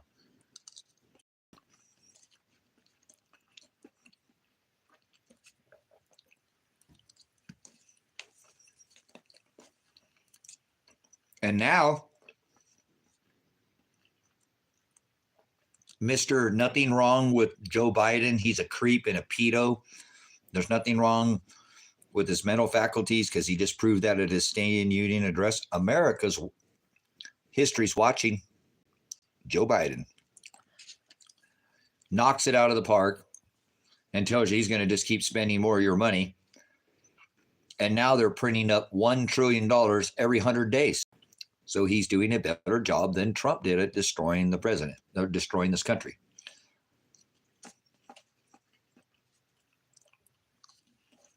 So that's why I predict. Sure, I'll go ahead and make a prediction. I don't hardly ever make predictions. I'll go ahead and make a prediction.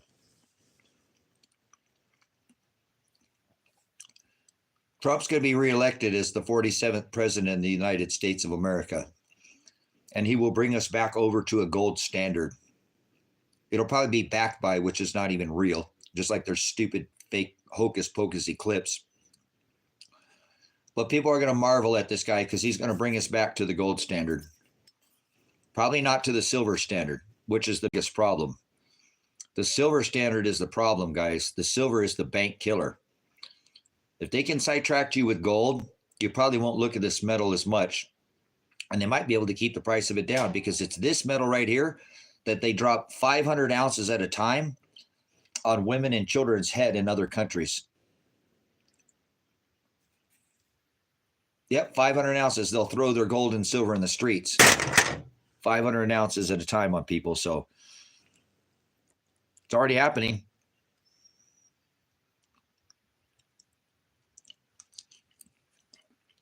So I think he'll be the rescue. That'll be his baby for the next selection.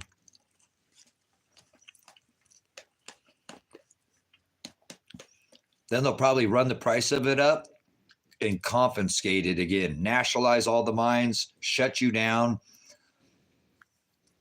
and send the National Guard to your door. Like he promised by executive order. And try to take your metals from you voluntarily, just like they did in 1933.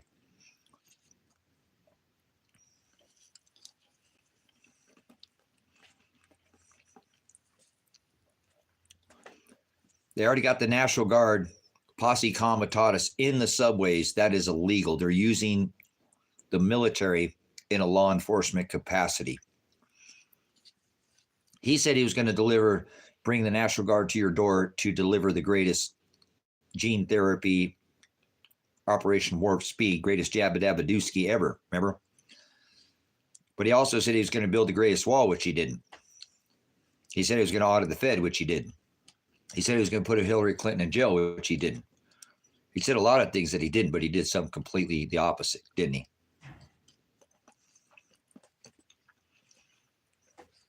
All worried about people coming in this country because of migration, immigrants, illegal aliens, and then he ended up locking you in this country, didn't it? You're all worried about people coming in, and he was building that wall to lock you in, not out. Oh.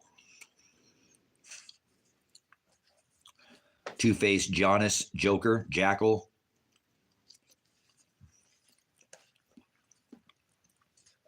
But he will be reelected. He will be reelected as the 47th president of the United States of America.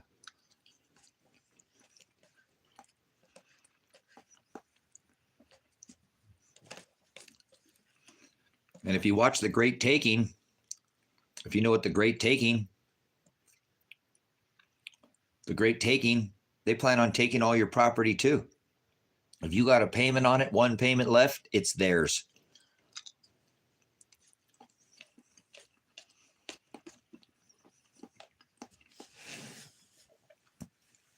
Because in 2008, when they bailed out the banks, quantitative easing 1, quantitative easing 2, Operation Twist.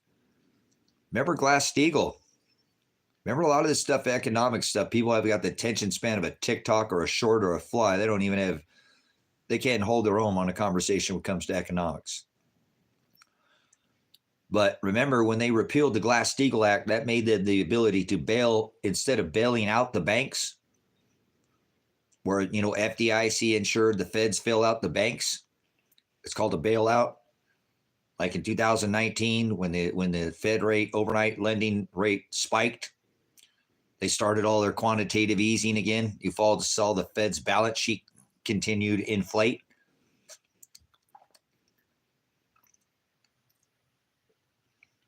Right? Now they can bail in the banks, not bail out, like Cyprus. Like take money from your account.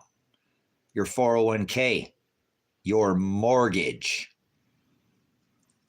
that they've already split up and sold out into the market's been divided anyways. You don't own that home. Not if you got a mortgage on it, you don't. It's been split up, repackaged, and resold how many times? No, you don't have that. Unless you got the deed, you don't own that property.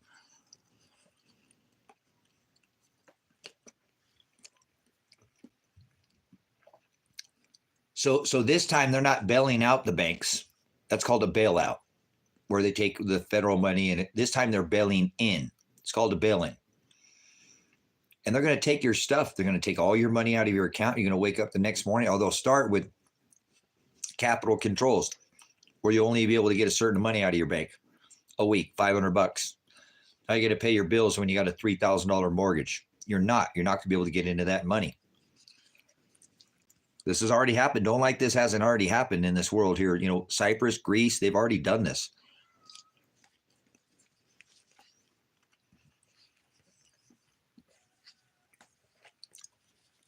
And now they passed all the laws to be able to do it.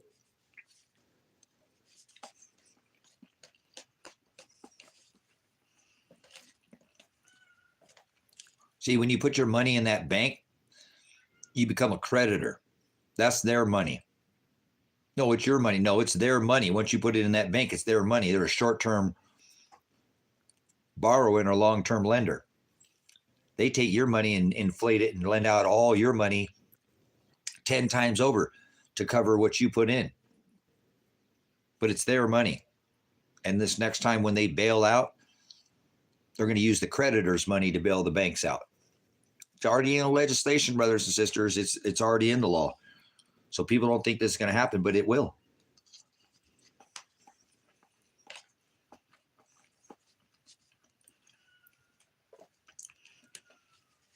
If you watch the blog, The Great Taking, you realize they're going to take everything this time. They're going to take everything. They're not playing around, man. Not this time. When they do this monetary reset that they're going to do, oh yeah, it will affect everybody.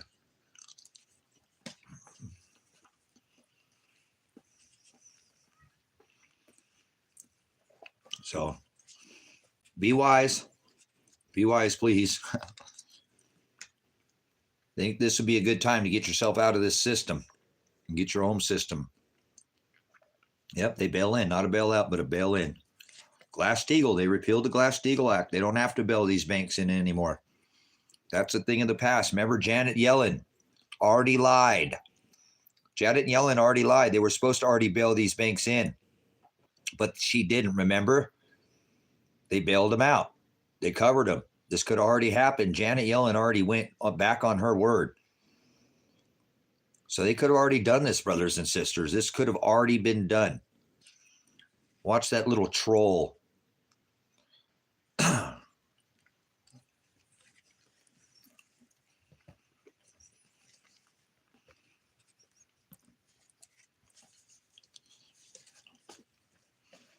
I'm sorry, I really don't like Janet Yellen. Oh, no, none of those people at the central banks are all banksters is what they are. Give a man a gun and he'll rob a bank. Give a man a bank and he'll rob the world. Jamie Dimon, JP Chase Morgan, much?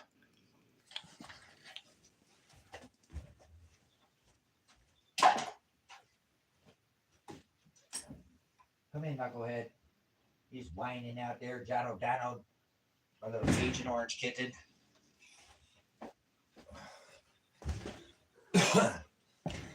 Did you guys hear my John O'Donnell out there? This is my John O'Don. He's Mr. Agent Orange.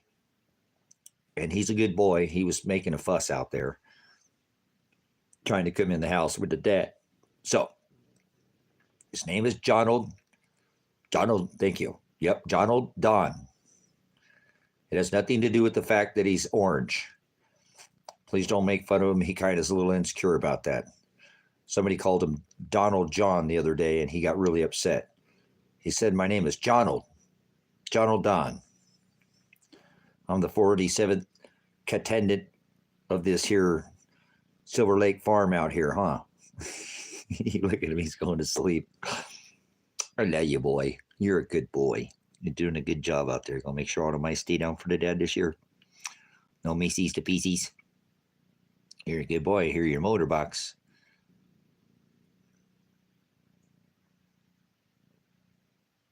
Loves the dad. And what's the dad? Psst. Hey, what do you hear over there? My little Agent Orange kitty. He's a good boy. Got to have our service animals out here at the farm. So.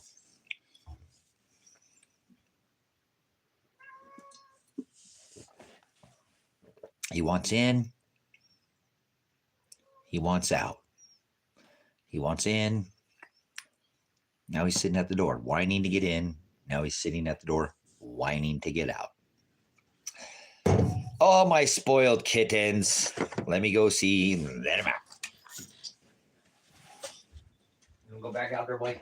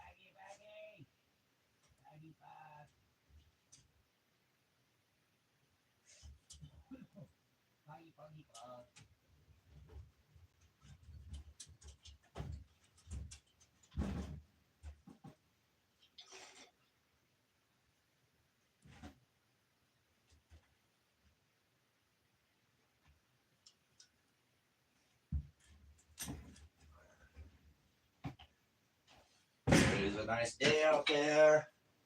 It's a nice day. It's a beautiful day. Uh-oh. Yeah, I'm telling you what, guys. I know if I put this property up for sale, it would sell so fast. This is the third person coming down this driveway today. That's more people in my driveway than I've had all year. Oh. Pretty crazy. That's what happened the last time. I'm going to check and see how much they want for that 5-acre parcel back there. They got that 5-acre parcel for sale. The lady who was doing the real estate listing, she called me because she knows I live back here and asked me about the road and said, "Hey, if I get stuck back there, will you come save me?" So, yeah. I wonder what they want for that 5 acres. It's pretty far back there. It's pretty far back there. It's all the way up by Table Rock back there by the, I'm sure that's got to be a good mile and a half back in there. Pretty far back there. It's back in there across from where that younger couple lives, on the other side of that hill. There's 3 people back there that live back there. There's the younger couple. There's Elizabeth, who's lived on the hill forever. Well, never. She's been here a couple more years than me. And there's another gentleman. He's kind of a snowbird. He's not back there all the time. He comes and goes. And then there's that younger couple. So not a whole lot of people back there on that property back there. Pretty remote. That'd be a good spot for somebody if they like privacy and maybe they had some extra bucks to put a good long stab along driveway in. Man, that would be a beautiful spot. It's over here where I'm at. And again, I've done a lot of research in this valley before I ever came out here. I did a lot of research and I feel like 100% that I hands down have the best place located in this valley. I could have moved anywhere and bought property anywhere, but I did a lot of research before I moved out here. And I believe that this to be the best spot out here in this valley. I'm right up against Table Rock. That's the icon of the valley. And I'm right up against the woods. The school is over here on this side of town. All the kids in Christmas Valley, they go to the Silver Lake School in North Lake.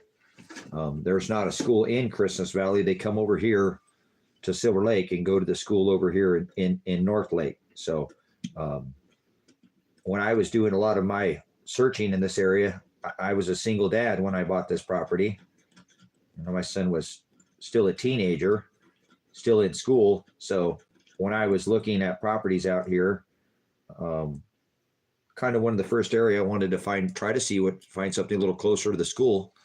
And that kind of was one of my first stipulations when I came out here on what I was looking for. So this is a good spot, and I bet you I don't think that property back there will last long. I don't think it'll last more than, I bet you, a month. Again, I've already had 3 people drive down the driveway today, so people are definitely interested in this valley. There's a ton of people moving out here because it's so affordable, and it's got its quaintness of being country, and there is work out here. So it just made, again, this area that I'm living in just made the whole wide world, the largest dark sky sanctuary. So if you like to view the stars and you like to be out away from society and be out of the light belt, this is the place. There's not a larger dark sky sanctuary in the whole wide world. I have to figure out where that's from because I keep saying that. That comes off a song, guys. I'm a weirdo like that. But I don't know what it's going for. I have a 5-acre lot that I bought that I'm almost finished paying off. And I think, and I'm trying to remember, I can't remember, but I think I either paid $10,999 or $12,999. Oh, that'd be awesome. We will someday, Kinetic. We'll take back over Table Rock. We'll take it over. So I paid $10,000 or $12,000. I can't remember, guys. I'd have to do the math. It was a 5-year. I bought it from a company called Farm Finders. And I paid $150 a month, and it comes out of my bank. All the taxes are included in it. I bought it in 2019, and yes, it should be paid off, I believe, this year. So I think I paid $11,000 for that 5 acres. I can put you on the other side of the valley out here.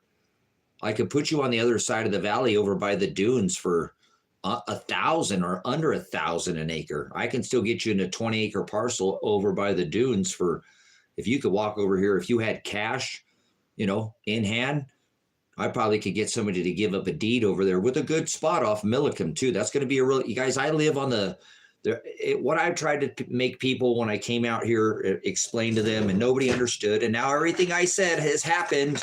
Everything I said has happened. No. But everything I said has happened because I pay attention to the economic cycles and whatnot. So I told people when I came out to this valley that there's 2 locations of this valley where the property value will raise, and the other areas would not raise nearly as high as a couple areas. And so what I used to say, it was like Rodeo Drive, right? In Beverly Hills, you've got, what's the other one now? I had it in my head and it just went blank because I started thinking ahead of myself of what I was going to say. You got Rodeo Drive, and then you got the other. There's 2 main drags out here that, Beverly Hills Boulevard. Hello.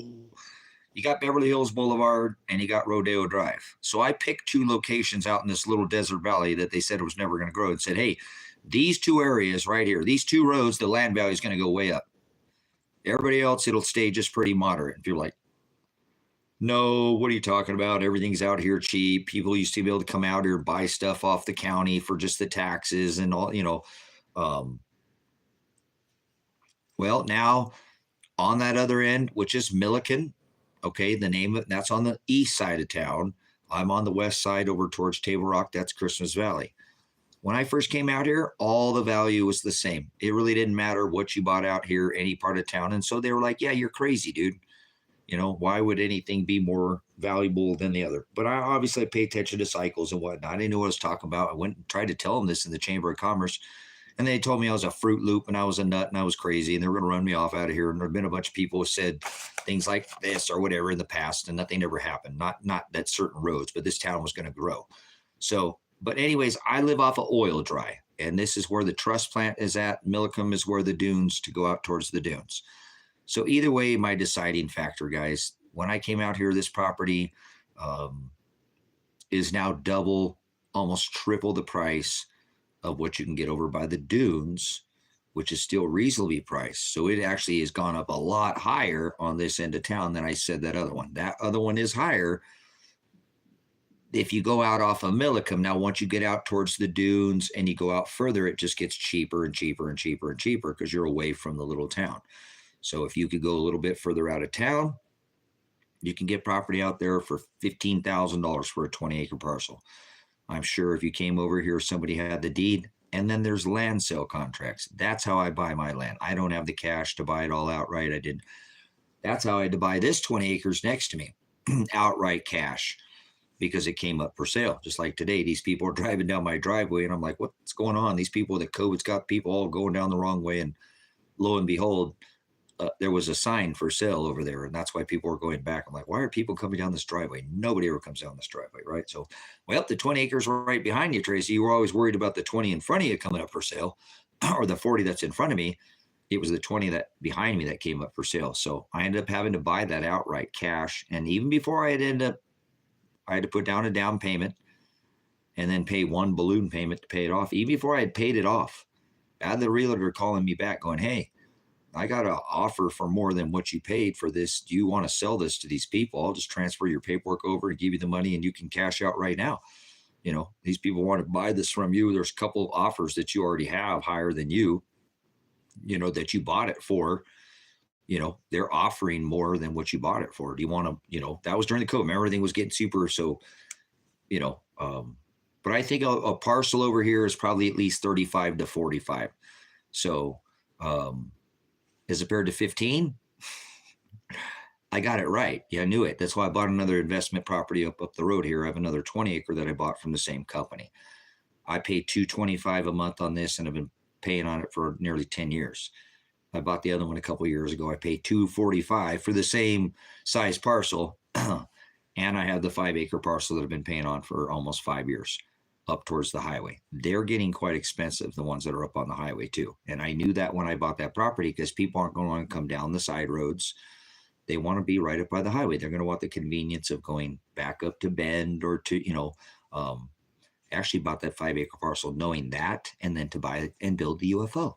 So I bought that property just to build the UFO and as a kind of an investment property for later. So probably what will end up happening with my 5 acre parcel is will end up being my son's property because I don't think he wants to come back here, and it doesn't. It's not. I can put a gravel driveway in here, but eventually what I like to do is take that property and build a big, huge, massive pole barn, a big shop, so that he can do all his custom car, the poop boxes, the ones that are loud or whatever, the ricers or whatever they call them, whatever, they make a loud noise when they drive and they're fast, whatever those are. Street cars, but he's really good at fixing those and stuff.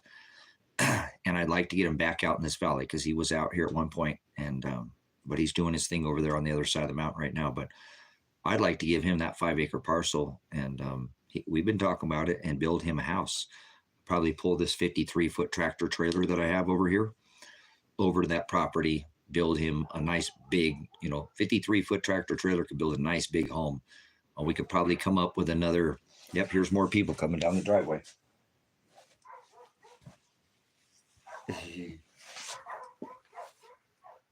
Yeah, I'm telling you, this property would go fast. Oh, what are these people driving in here? Oh, that's the neighbor. Cool. Oh, actually, I know who that is. You guys, let me end this stream. This was that gentleman that I was telling you about that the police were harassing him. He's got a degree in law and he's a paralegal and whatnot. So he just showed up out of nowhere, and that's okay. So let me end this. I'll come back on in just a little bit and we'll go back outside. I'll go outside and we'll make a trip because I wanted to go to the back and talk a little bit more about the shelter and show you what we got going here. So I appreciate you guys' time. Thanks for the excellent comments, man. What a good chat. What a good chat. Everybody talked about preparedness. So I'll be back in a little bit. Stay in the word. I love you guys. Thank you so much. We'll come back and talk preparedness. I'm all done talking about things that don't matter. Do some things today. Get yourself, something ready to make future tense easier. All right. Always Agape.